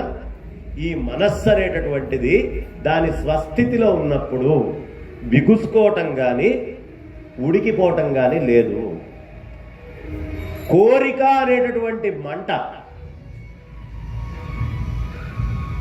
కామక్రోధ లోభమోహమద మాత్సర్యాలు అనేటటువంటిది పెట్టి స్వతసిద్ధంగా ఉండాల్సినటువంటి మనస్సుని అయితే బాగా ఉడికి ఆవిరయ్యేట్టో అలా తయారు చేస్తున్నావు, లేకపోతే చల్లగా బిగుసుకుపోయి గడ్డగట్టేట్టు చేస్తున్నావు. ఈ రెండిట్లో ఈ శరీరం ఉండగానే ఎవడు ఆ కోరిక అనేటటువంటి దాన్ని జయిస్తాడో, ఆశ అనేటటువంటి దాన్ని జయిస్తాడో, కామక్రోధాలని జయిస్తాడో, అప్పుడు స్విచ్ ఆపేసినటువంటి హీటర్తో ఉన్నటువంటి నీళ్లు స్వస్థితికి వచ్చేసినాయిగా. అట్లాగే నీ మనస్సు కూడా స్వస్థితిలోకి చేరుకుంటుంది. నీ గాఢ నిద్రలో కామక్రోధ లోభమోహమద మాత్సర్యాలనేటటువంటి హీటర్ స్విచ్ ఆపేశావు, అందుకని ఆనందంగా ఉన్నావు. నీ స్వస్థితిలో నువ్వు పడుకున్నావు. మెలుకోవడం ఆలస్యం. మెలుకోవడం అంటే స్విచ్ చేయడమే. ఫ్రిడ్జ్ స్విచ్చా, హీటర్ స్విచ్చా, ఏదో ఒకటి వేస్తున్నావు. అయితే ఫ్రీజ్ అవుతాం, లేకపోతే హీట్ అవుతాం, ఏదో ఒకటి కావాల్సింది. మనస్సుని అది చేస్తున్నాం. కానీ ఏ మహానుభావుడు మెలకువతోటి ఉండి కామక్రోధ లోభమోహమద మాత్సర్యాలనే స్విచ్ని ఆపేస్తాడో వాడు స్వస్వరూపానుసంధానాన్ని పొందుతాడు. కొట్టండి అమ్మ గట్టిగా చెప్పట్ల. అర్థమైతే కొట్టండి, కాని వాళ్ళొద్దు. ఇదే మన మనస్సు యొక్క పరిస్థితి. కాబట్టి ఈ మనస్సులో బంధమైన మోక్షమైన మనస్సే కారణం. ఈ మనస్సే పరమాత్మ అయితే బంధము లేదు, మోక్షము లేదు. మోక్షం కూడా లేదమ్మా. శంకరాచార్యులు వారు వివేక చూడమనిలో చెప్తారు, బంధశ్చ మోక్షశ్చ మృష ఇవ మూఢా. ఈ బంధము మోక్షము అనేది మూఢుడికి కోసం కల్పించబడ్డాయి. ఇప్పుడు నేను ఇది పట్టుకున్నాను అంటే బంధం. పట్టుకున్నాను కాబట్టి దీనికి మోక్షం. పట్టుకోవడమే లేకపోతే బంధం ఎక్కడుంది, మోక్షం ఎక్కడుంది? పట్టుకోకపోతే బంధము లేదు, మోక్షము లేదు. పట్టుకుంటే నేను అని ఈ శరీరం అని ఈ మనస్సుని బిగించి పట్టుకుంటే మోక్షం కావాలి. ఆ మోక్షం కోసం తపిస్తూ ఉంటాడు. మోక్షం ఎలా వస్తుందండి? అక్కడ బిగించుకున్న వాడికి మోక్షం రావట్లా, తపించేవాడికి మోక్షం వస్తుందట. ఎట్లా వస్తుంది అంటే, హీటర్ వేసి స్విచ్ చేసి పెట్టేశారు, బాగా తపిస్తూ వెళ్తున్నారు. ఈ నీళ్ళన్నీ ఏమైనాయి? అరే నాయన ఈ వేడిలో నేను ఉండనని లేచి గాలిలోకి వెళ్ళి తేమగా మారి మళ్ళీ నీళ్ల కింద స్వస్థితికి వెళ్ళిపోతున్నాను. ఈ ముముక్షుత్వము అనేటటువంటి ఆలోచన ఎవడికి వచ్చిందో, ఎవడైతే సాధన చేస్తూ విచారణ చేస్తూ ఉంటాడో వాడికి ఈ వేడిలో నుంచి వద్దన్నా వాటంతట అవి స్వతసిద్ధమైన వైరాగ్యం వచ్చి లేచి వెళ్ళి స్వస్థితిలోకి చేరుకుంటుంది. కాబట్టి ఈ మనస్సు అనేటటువంటి దాన్ని జాగ్రత్తగా నియంత్రించాలి. మనస్సు చాలా గొప్పదమ్మా. అందుకనే శంకరాచార్యుల వారు ఈ మనస్సు ఎక్కడ ఉండాలని చెప్పారు? ఎక్కడ ఉండాలి మనస్సు? మనశ్చే నలగ్నం గురోరంగరి పద్మే తతఃకిం. ఈ మనస్సు అనేటటువంటిది గురువు అంగ్రి పద్మాలంటే ఆయన కాళ్ళు మళ్ళీ పిసకడం, ఆయన కాళ్ళ నొప్పులు, ఈ కాళ్ళు భౌతికంగా కనిపించే కాళ్ళు కాదు. మీ ఇంటి నుంచి ఇక్కడికి వచ్చారు మీరు, ఏ సాధనంతో ఇక్కడికి వచ్చారు? కాళ్ళతోటి. కాళ్ళు మార్గాన్ని సూచిస్తాయి. కాళ్ళు దేన్ని సూచిస్తున్నాయి? మార్గం. గురోరంగరి పద్మే అంటే గురువు యొక్క మార్గాన్ని సూచించేటటువంటి, గురువు ఏ మార్గంలో వెళ్ళాడో అంటే నీ మనస్సుని కూడా నువ్వు ఈ సంసారమునందు అంటుకోకుండా చక్కగా ఆ గురువు వెళ్ళినటువంటి మార్గములోకి వెళ్తే, ఆ మనస్సే నలగ్నం గురువు యొక్క జ్ఞాన పథం ఏదైతే ఉందో ఆ పథములోకి గనక నువ్వు సంచరించకపోతే తతఃకిం ప్రయోజనం ఏమిటయ్యా? నిష్ప్రయోజనం. మళ్ళీ జన్మెత్తాల్సిందే, మళ్ళీ జన్మలు ఎత్తి తీరాల్సిందే, దీంట్లో అనుమానం ఏం లేదు. కాబట్టి అందరము తెలుసుకోవాల్సినటువంటి అంశం ఏది? మనస్సుని నియంత్రణ చేయడం. కానీ ఈ మనస్సుని మనం ఎలా తీసుకెళ్తున్నామమ్మా? ఎలా తీసుకెళ్తున్నాం? పొద్దున్నే ఓ 4 కుక్కలు వేసుకొని వాడు వాకింగ్కి వెళ్తాడు. లేదు ఒక కుక్కనే అనుకోండి, కాస్త పెద్ద బలంగా ఉండే కుక్కని, దాని తాడు వాడి చేతిలో పట్టుకుంటాడు. కుక్కని నేను తిప్పుతున్నా అంటాడు వాడు. ఏమంటాడు? కుక్కని నేను తిప్పుతున్నా అంటాడు. కుక్కని తిప్పాలి అనే ఆలోచన నీకు రావడమే కుక్క నిన్ను తిప్పడం మొదటిది. కుక్క నిన్ను తిప్పుతోంది. అది ఏం చేస్తోంది? అట్టట్ల పక్కకెళ్ళి వాసన చూస్తుంది. అది ఎటువెళ్ళి వాసన చూస్తే వీడు దాని వెనక వెళ్తాడు. దానికి ఏం కాకుండా దెబ్బ తాకుండా ఉండేది చూసుకుంటున్నాడు. కానీ కుక్క ఎటు వెళ్తే వాడు అటు వెళ్తున్నాడు. ఈ ఇంద్రియాలు అనేటటువంటి వీటిని నీ బుద్ధి, నీ మనస్సు నేను నడిపిస్తున్నా, నేను చెప్పినట్టు ఇది నడుస్తోంది అని అనుకుంటున్నావు. కానీ ఈ మనస్సు నువ్వు చెప్పినట్టు వినట్లా. ఎక్కడ అశుద్ధం దొరికితే అక్కడికి వెళ్ళి వాసన చూసి కాళ్ళు లేపి పనికిమాలిన పని చేస్తోంది. ప్రతి పనికిమాలిన దాని దగ్గరికి వెళ్ళి వాసన చుట్టం, కాళ్ళు లేపటం, మూత్రం, పనికిమాలిన పని చేయటం ప్రతి మనిషి వాడి జీవితంలో చేస్తున్న పని ఇదేమ్మా. సీరియల్ తోటి మనకేమన్నా సంబంధం ఉందా అమ్మా? నాటకంలో పాత్రలతోటి కానీ, పాత్రలు వేసే వాళ్ళకే దాంతో సంబంధం లేదు. వాళ్ళ డబ్బులు తీసుకొని వాళ్ళు వెళ్ళిపోతున్నారు. రాసిన వాడికి వాడి డబ్బులు తీసుకొని వాడు వెళ్ళిపోతున్నాడు.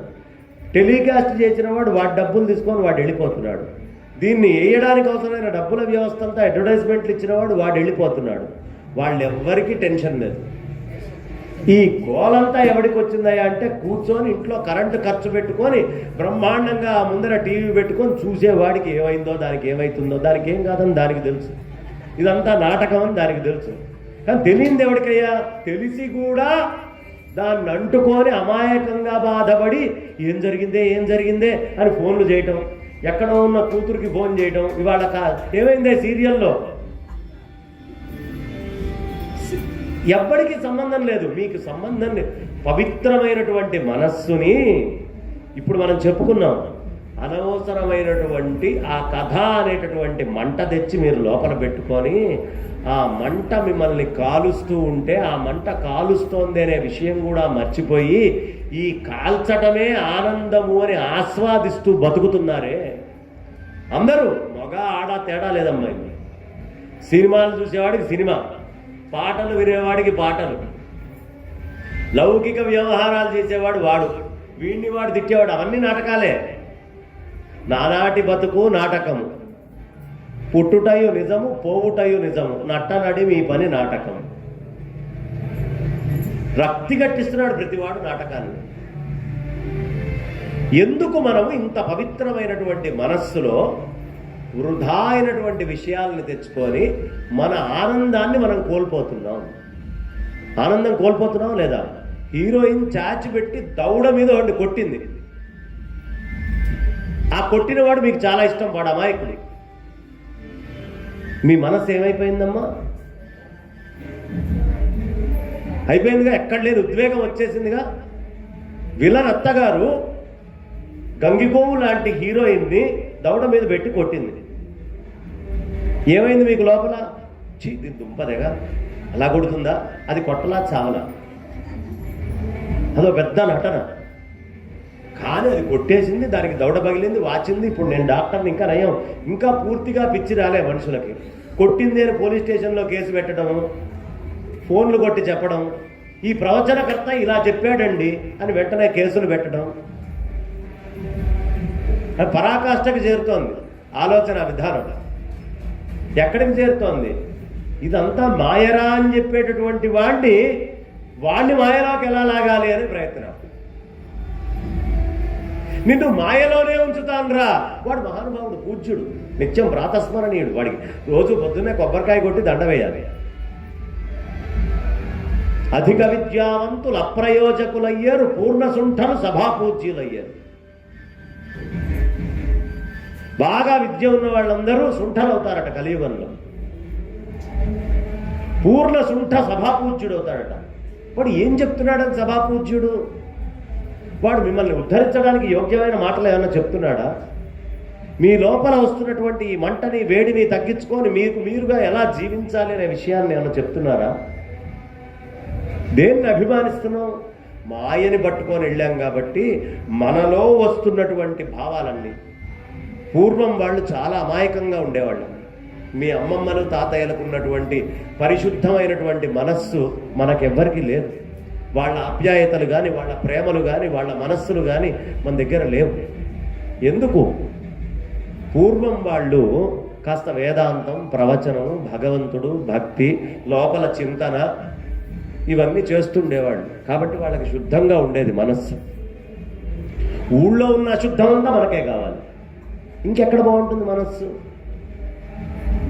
అంతేనా? ఇప్పుడు తప్పు పదార్థం తింటే కడుపులో అరుగుతుందమ్మా? అరగదుగా. తప్పుడు విషయాల్ని తీసుకొని వెళ్ళి మనసుకు ఆహారంగా పెడితే అది అరుగుతుందా? అరక్కపోగా నీతోటి పనికిమాలిన పనులు చాలా చేయిస్తుంది. నీ ఆలోచన విధానాన్ని మొత్తాన్ని మార్చిపారేస్తుంది.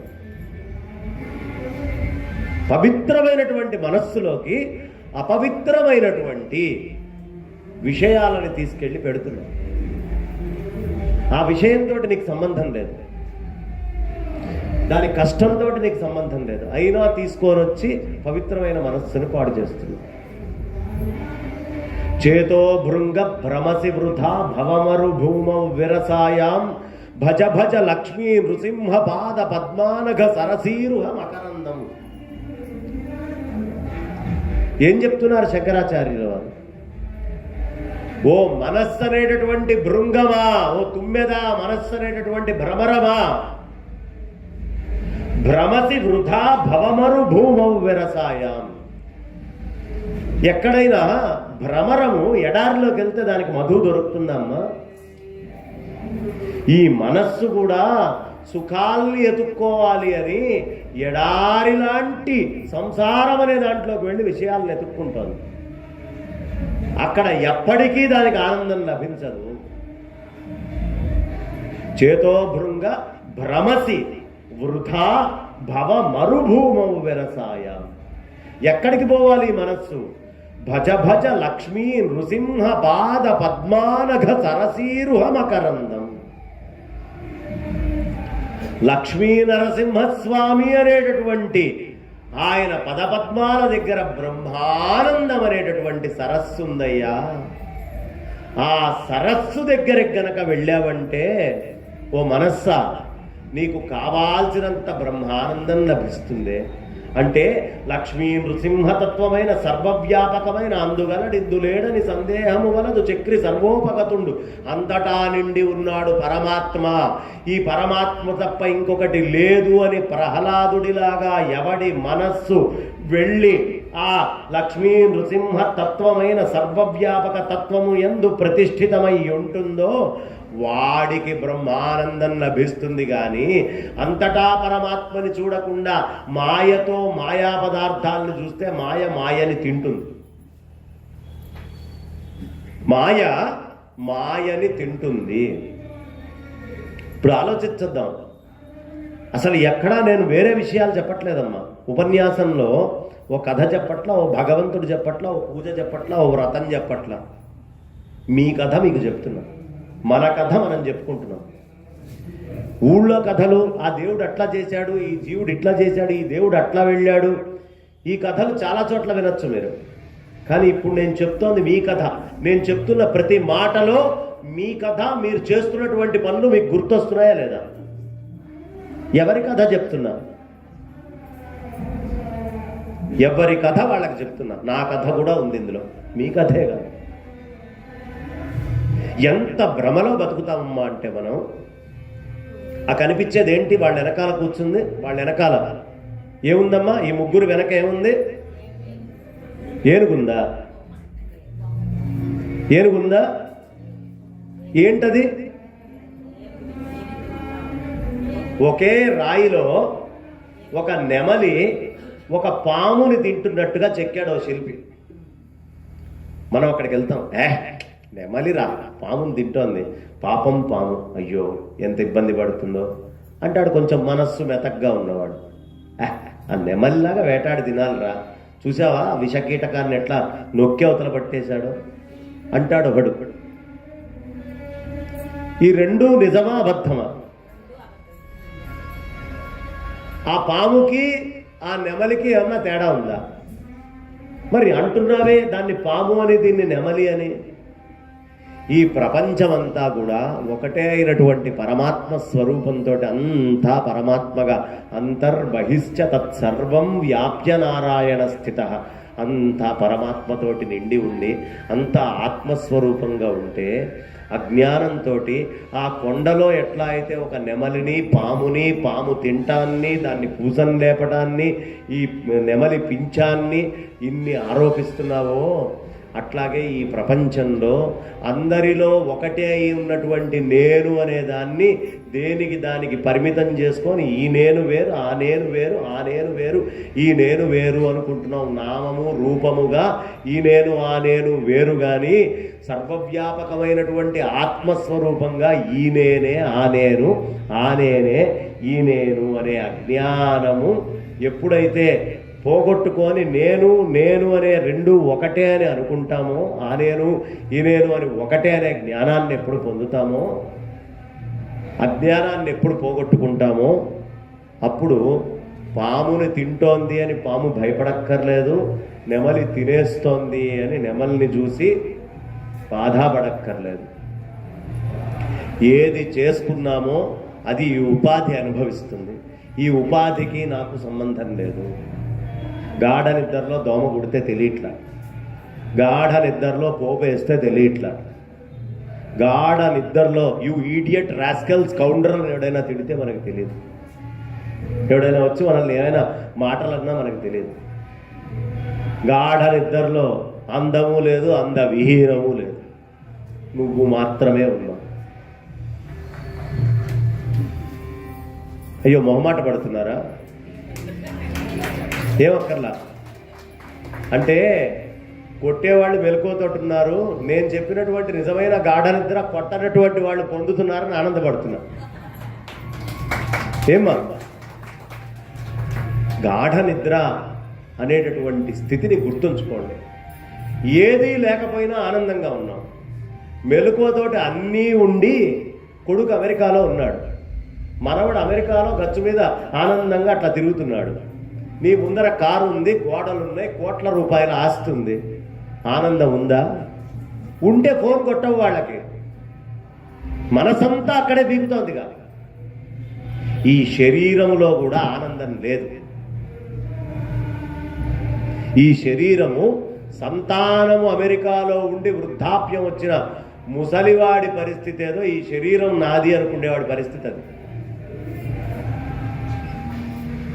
నీలో ఉన్న నేననుకో, ఎవ్వడితోటి సంబంధం లేదు. అందుకనే వివాహం చేసేటప్పుడు కూడా ధర్మేచ అర్థేచ కామేచ అక్కడ దాకానే, ఈవిడితోటి అతిచరించకుండా నేను తిరుగుతానని చెప్పేది. మోక్షేచకి లేదు. ఎందుకయ్యా అంటే అది నీ స్వస్వరూపమై ఉంది, ఆమె స్వస్వరూపమై ఉంది. దానికి ఇంకో ఇది లేదు. ఎవడిది వాడు సాధించేయటమే. వాడిలో ఉండే అజ్ఞానాన్ని వాడు తొలగించుకోవాలి. కాబట్టి ఇలాంటి జ్ఞానాన్ని ఆదిశంకర భగవత్పాదాచార్యుల వారు మనకు అందించారు. సమయం ఎంతైందమ్మా? మళ్ళీ అదో బంధకం ఎందుకు అని నేను పెట్టుకోలే దగ్గర. కరెక్ట్గా 8:30 అయిందమ్మా? సరిపోయిందా? నాకు ఇచ్చినటువంటి సమయం 7 to 8:30. అంతకు మించి తీసుకుంటే మీ సమయం నేను గుంజుకున్నవాడిని అవుతాను. ఇంతకంటే ఎక్కువ ఇంకొక గంట, 2 గంటలు, 3 గంటలు, 4 గంటలైనా చెప్పుకోవచ్చు. ఆదిశంకర భగవత్పాదాచార్యుల వారిని ఆయన వృషభేశ్వరుడి అనుగ్రహంతో వాళ్ళ తల్లిదండ్రులైనటువంటి మనకి చాలా ఆర్యాంబ శివదేవుడు వాళ్ళిద్దరికీ కాలడిలో ఉద్భవించి చిన్న వయసులోనే తండ్రి ఊరు బయటికి వెళ్తే అమ్మవారికి పాలని నైవేద్యం పెట్టి ఆ అమ్మవారిని పిలిపించి ఆ పాలు మొత్తం తాగిచ్చి తాను ఏడ్చి, నాకు మా అమ్మ రోజు నీకు ఇచ్చిన తర్వాత కూడా పాలిచ్చేది, నాకు ఇవ్వకుండా ఎక్కడ పోతావు అని అడిగితే సౌందర్యలహరి వ్యాఖ్యల్లో ఉంటాయి. అప్పుడు ఆ తల్లి స్తన్యం ఇచ్చింది. ఇచ్చి ఆ తర్వాత అప్పటి నుంచే లీలలు మొదలుపెట్టినటువంటి ఆ స్వామి 5 ఏళ్లకే ఉపనయనం చేసుకొని తండ్రిని కోల్పోయి అక్కడి నుంచి ఆయన చక్కగా గురుకుల పాఠశాలకు వెళ్ళి గురుకుల పాఠశాలలో గురువుగారులు చెప్పేటటువంటిది ఏకసంతాగ్రహే, ఒక్కసారి చెబితే అంటే ఆయనకు చదువు చెప్పక్కర్లా. మహానుభావులకు చేసేదేంటి, కృష్ణుడికి సాందీపని మహర్షి చదువు చెప్పడు. అలాంటి వాళ్ళకి చదువు చెప్పడం ఉండదమ్మా, ఆవిష్కరిస్తారు. పుస్తక ఆవిష్కరణ అంటావే, పుస్తకంలో అన్నీ ఉంటాయి, దాన్ని ఆవిష్కరించినట్టుగా ఒక్కసారి ఇదిగో అంత మహానుభావుడు వచ్చాడయ్యా, ఒక గురువు కావాలి కాబట్టి నేను ఆవిష్కరిస్తున్నాను అని ఆవిష్కరిస్తే ఆయన ఆ సమయంలోనే చక్కగా నడుచుకుంటూ వెళ్ళి కనకధారాస్తవం చదివితే లక్ష్మీ అమ్మవారు మహాకాళి ముందు స్తన్యం ఇచ్చింది. మహాలక్ష్మి సంపదనిచ్చింది. మహాసరస్వతి ఆయన రాసినటువంటి వాంగ్మయం అంతా మహాకాళి, మహాలక్ష్మి, మహాసరస్వతి ఆరాధన చేసి ఈ 3 వేరువేరైనవి కాదు, ఈ 3 ఒకటే అయినటువంటి ఆత్మతత్వమైన పరమాత్మ యొక్క పరబ్రహ్మ పట్టమహిషి అని ఆయన వాంగ్మయం అంతా కూడా వ్యాఖ్యానాలు రాసుకుంటూ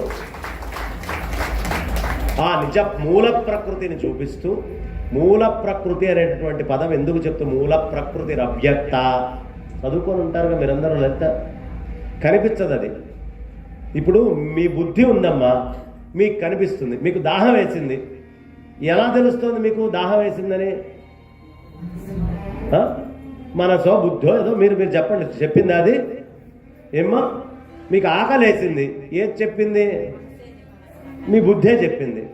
మీ బుద్ధికి ఏది చెప్పింది అంటే కొన్ని trillions and trillions of cells, కణాలు ఈ శరీరం లోపల ఉండి ప్రతి దానికి దాని తెలివితేటలు దానికి ఉన్నాయట. దాని ఆహారం అది తీసుకుంటుందట. మనం అన్నం తీసుకున్నటువంటిది అన్నిటికీ వెళ్ళి ఆహారం, అంటే అవన్నీ కూడా ఆహారం తింటున్నాయి. ఇది డెడ్ స్కిన్ అండి అన్నాడు అనుకోండి, ఏమిటి దాని అర్థం? అది ఆహారం తినలేదు అని అర్థమైందమ్మా.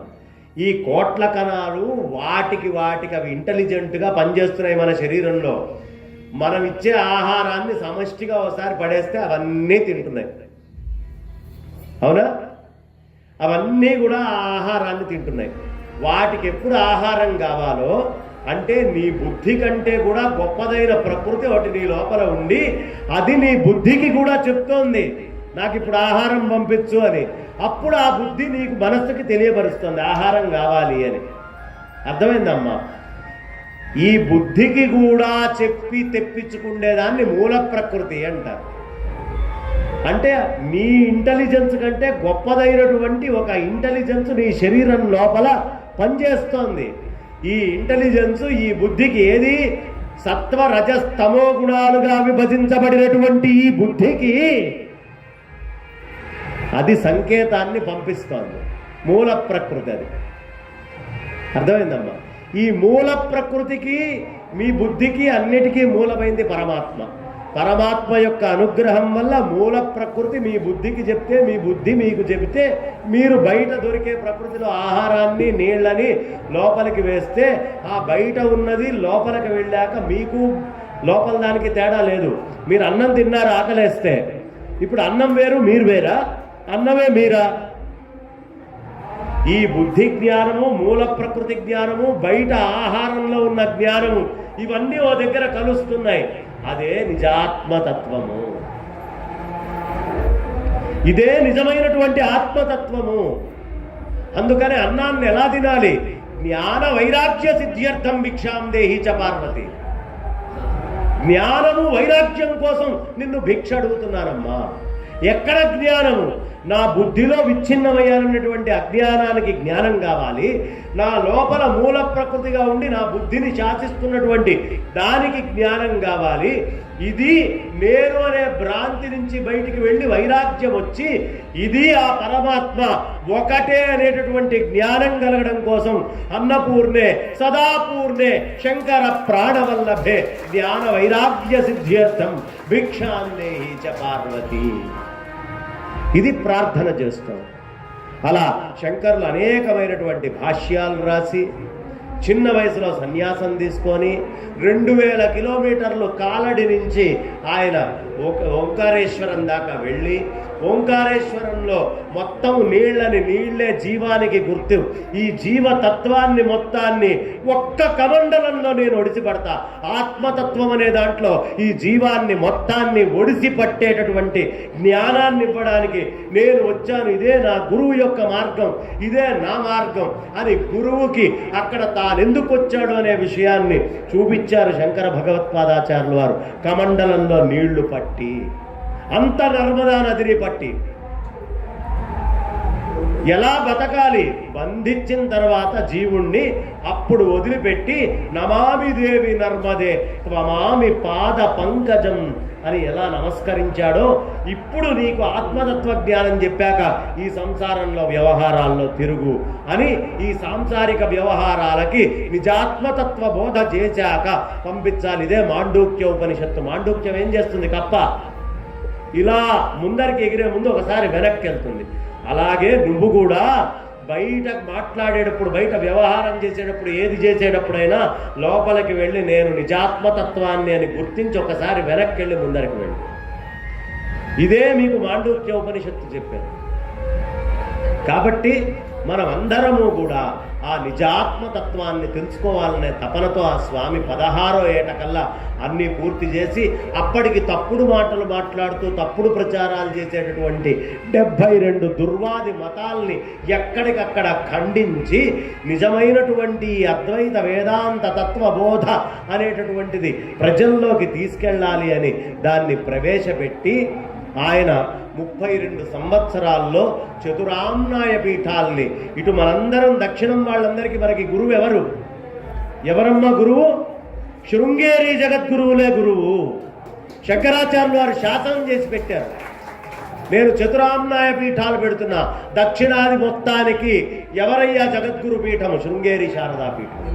అలాంటి గురువులు ఎప్పుడైనా వచ్చినప్పుడు అయ్యా మాకి వాళ్ళ ఈ వేదాంత తత్వం అర్థం అవ్వడానికి యోగ్యంగా ఆ స్వామి పెట్టినటువంటి పీఠములో ఆయన ప్రతిజ్ఞ చేశాడు. అస్మత్ పీఠే సమారూఢాం పరివ్రాడుక్త లక్షణ అహమే వేత్తి విజ్ఞేయ సహదేతి సహదేవ స్మృతి. కాబట్టి ఆ పీఠం మీద ఎవరు కూర్చున్నారో నేనే అనుకోండి అని శంకరాచార్యులు వారు చెప్పారు. ఇప్పుడు చెప్పేటటువంటి జ్ఞానానికి పేటెంట్ రైట్ ఎక్కడుందయ్యా? శృంగేరి జగద్గురువుల దగ్గర ఉంది. అందుకనే ఎంత పండితులైనా, చాగంటి వారనండి, గరికపాటి వారనండి, సామవేదం వారనండి, మల్లాది వారనండి, మాడుగుల వారనండి, ఎంత పెద్ద పండితుడిని చెప్పినా, ఇంకొక స్వాముల్ని చెప్పినా, ఎవరిని చెప్పినా అక్కడికి వెళ్ళి సాష్టాంగ ప్రణామం చెయ్యాలి. కారణం ఏమిటి? శంకరాచార్యుల వారి శాసనం అది. ఎప్పుడైనా మన ఊరికి శృంగేరి జగద్గురువులు వస్తే ఖచ్చితంగా మన ఇళ్లలో ఉండాల్సిన చిత్రపటం ఏమిటమ్మా? ఆదిశంకర భగవత్పాదాచార్యుల వారు శృంగేరి జగద్గురువులు. ఈ ఇరువురి చిత్రపటాలు ఉండి తీరాలి. అది లేని ఇల్లు కాదు. ఎవడి నోటి యందు శంకరాచార్యుల వారి స్తోత్రము లేదో, ఎవడి ఇంటి యందు శంకరాచార్యుల వారి చిత్రపటం లేదో, ఎవరి మనస్సునందు శంకరాచార్యుల వారు చెప్పినటువంటి అద్వైత వేదాంతం లేదో, వాళ్ళ వల్ల ఉపయోగం ఏముంది? వాడు పుట్టింది తల్లుల కడుపు చేటు చేయడం కోసం పుట్టాడు. చేతులారంగ శివుని పూజింపరేని నోరు నొవ్వంగా హరికీర్తి నుడువరేని దయై సత్యము లోనుగా తలుపరేని కలుగనేటికి తల్లుల కడుపు చేటు అని పోతనామార్చుల వారు చెప్పలేదా? చెప్పారు కదా. ఏమిటా మూడు? చేతులారంగా కర్మేంద్రియాలతోటి ఈ దేహంతో స్వామివారి చిత్రపటం పెట్టుకో, వాక్కుతోటి శంకరాచార్యుల వారి స్తోత్రాలను పెట్టుకో. అయ్యగిరి నందిని నందిత మేదిని విశ్వ వినోదిని నందినుతే గిరివర వింధ్య శిరోదిని వాసిని విష్ణు విలాసిని జిష్ణునుతే భగవతి హే చితి కంఠ కుటుంబిని భూరి కుటుంబిని భూరి కృతే జయ జయ హే మహిషాసురమర్దిని రమ్యకవర్ధిని శైలసుతే. ఎంత బాగుందండి. ఇంకోటి రాయగలరా?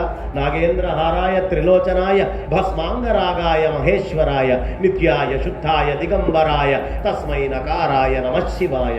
ఎంత బాగుంది వింటుంటే. ముదాకరాత్త మోదకం సదా విముక్తి సాధకం. బాలేదా వింటానికి?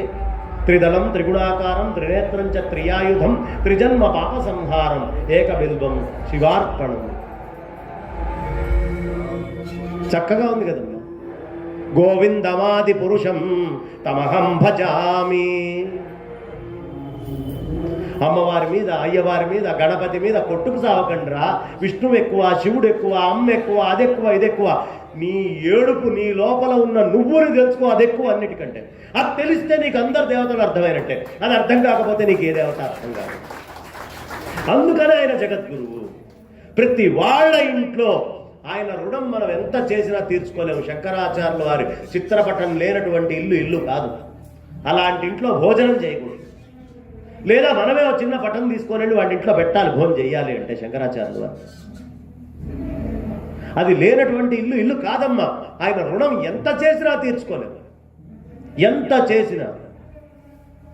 ఏ గుడికి వెళ్ళినా శంకరాచార్యుల వారు వచ్చారండి, ఈ గుడిని ఉద్ధరించారండి. ఏ గుడికి వెళ్ళినా ఇక్కడ శ్రీయంత్రం ప్రతిష్ఠ చేశారండి. ఇవాళ తిరుపతికి ఆనందంగా వెళ్ళిపోతున్నాంగా. అక్కడ ధనాకర్షణ జనాకర్షణ యంత్రం పద్మపీఠంలో వేసిన వారు ఎవరు? ఆదిశంకర్లు వేశారు కాబట్టి, ఆకర్షణ యంత్రాన్ని వేశాడు కాబట్టి జనాలు వెళ్తున్నారు. అంటే గురువు ఎంత గొప్పవాడు ఆలోచించండి. అలాంటి గురువుని తెచ్చిపెట్టుకుంటే ఏది ఆకర్షింపబడదు మన వైపు. కాబట్టి 32 సంవత్సరాల్లో విశేషంగా శృతుల్ని, స్మృతుల్ని, పురాణాల్ని అన్నిటినీ మనకు అందించారమ్మా మహానుభావులు. అలా అందించి నిజమైనటువంటి ఆ అద్వైత తత్వాన్ని మనకు అందించినటువంటి ఆ గురువులకి ఇక్కడి నుంచే నేను సాష్టాంగ ప్రణామం చేస్తూ, అష్టాంగ అంటే ఉరస శిరస దృష్ట్యా మనస వచస తథా పద్భ్యాం కర్ణాభ్యాం అన్నీ కూడా పద్భ్యాగం కర్ణాలు అన్నిటినీ వాడేస్తున్నా, సాష్టాంగం చేస్తున్నా ఆయన ముందు. అంటే నేను చెవులతోటి వినేదంతా గురుతత్వమే, నా మనస్సుతో ఆలోచించేదంతా గురుతత్వమే, నా నోటితో మాట్లాడేదంతా గురుతత్వమే, నా కళ్ళతో, నా తొడలతో, ఈ కాళ్ళతో నడిచేది, ఈ చేతులతో చేసే కర్మేంద్రియ జ్ఞానేంద్రియ సమూహం అంతా గురుస్వరూపమే అని ఆ గురువుకి నేను సాష్టాంగ ప్రణామం చేస్తున్నా. ఎందుకు గురుస్వరూపం?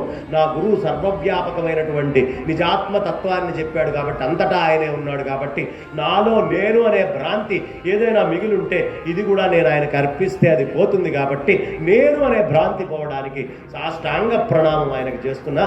నా కర్మణాన ప్రజయా ధనేన త్యాగేనైకేన మృతత్వమానసు పరేణ నాకన్నిహితం గుహాయాం బిభ్రాజతే తద్యతయో విశంతి వేదాంత విజ్ఞాన సునిశ్చితార్థ సన్యాసయోగాద్యతయ శుద్ధ సత్వాః తే బ్రహ్మలోకేషు పరాంతకాలే పరామృతాత్ పరిముచ్యంతి సర్వే దహరం విపాపం పరమేశ్వభూతం యత్పుండరీకం పురమధ్య సద్గుస్తం తత్రాపి దహ్రం గగనం విశోకస్తస్మిన్ యదంతస్తదుపాసితవ్యం యో వేదాదౌ స్వరః ప్రోక్తో వేదాంతే చ ప్రతిష్ఠితః తస్య ప్రకృతిలీనస్య యత్పరః స మహేశ్వరః. చెప్పండమ్మా పెద్దగా. హరయే నమః, హరయే నమః, హరయే నమః. శ్రీ విష్ణు రూపాయ నమః శివాయ.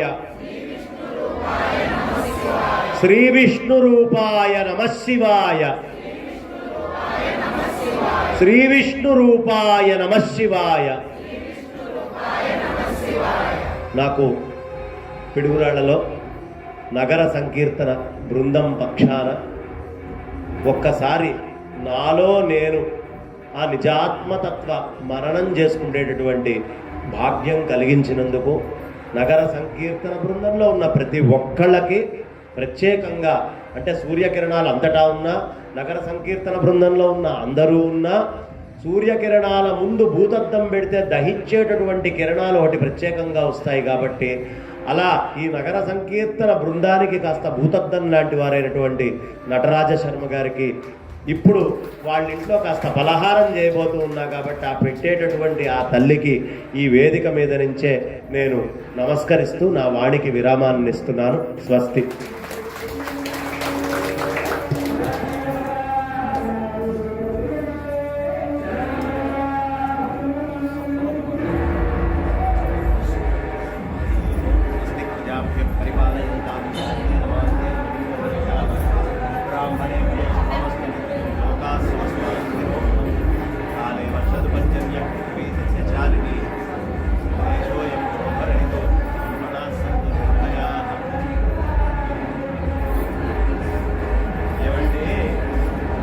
ఇప్పటిదాకా మీరు చక్కగా చెప్పారు, నాకు అన్నం పెడుతున్నారు కదా అన్నారు.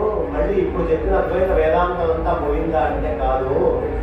జ్ఞాన వైరాగ్య సిద్ధ్యర్థం భిక్షాం దేహి చ వర్ణతే అంటే నాకు అనే శబ్దము అక్కడ జ్ఞానానికి. మూర్ఛ వచ్చి పడుకున్నవాడికి ఆకలి ఉంది. ఆకలి దేనికి? లోపల కావాలి అనే జ్ఞానానికి కదా. కాబట్టి ఆ జ్ఞానము నేను అనే బోధ ఇవ్వబోతున్నటువంటి బయట నుంచి వచ్చేటువంటి జ్ఞానానికి అనే అర్థం. అంటే స్వస్తి. నాకే అనుమానం వచ్చింది, నేనే సమాధానం చెప్తున్నాను.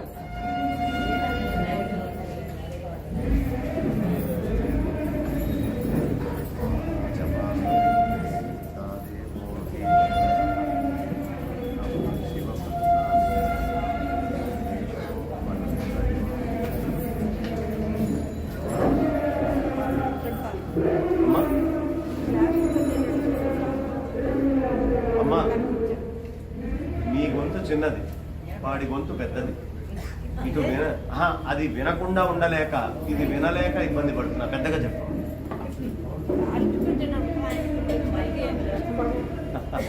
ఆయన ఇక్కడికి వచ్చేవాడు కాదమ్మా, అంతటా ఉన్నవాడు. నీలోకి వచ్చినట్టుగా ఉంది, అది తృప్తి.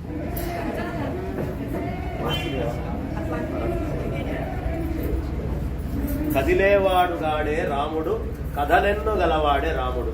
తుది మొదలే లేనివాడే, తుది మొదలంతా తానైనాడే.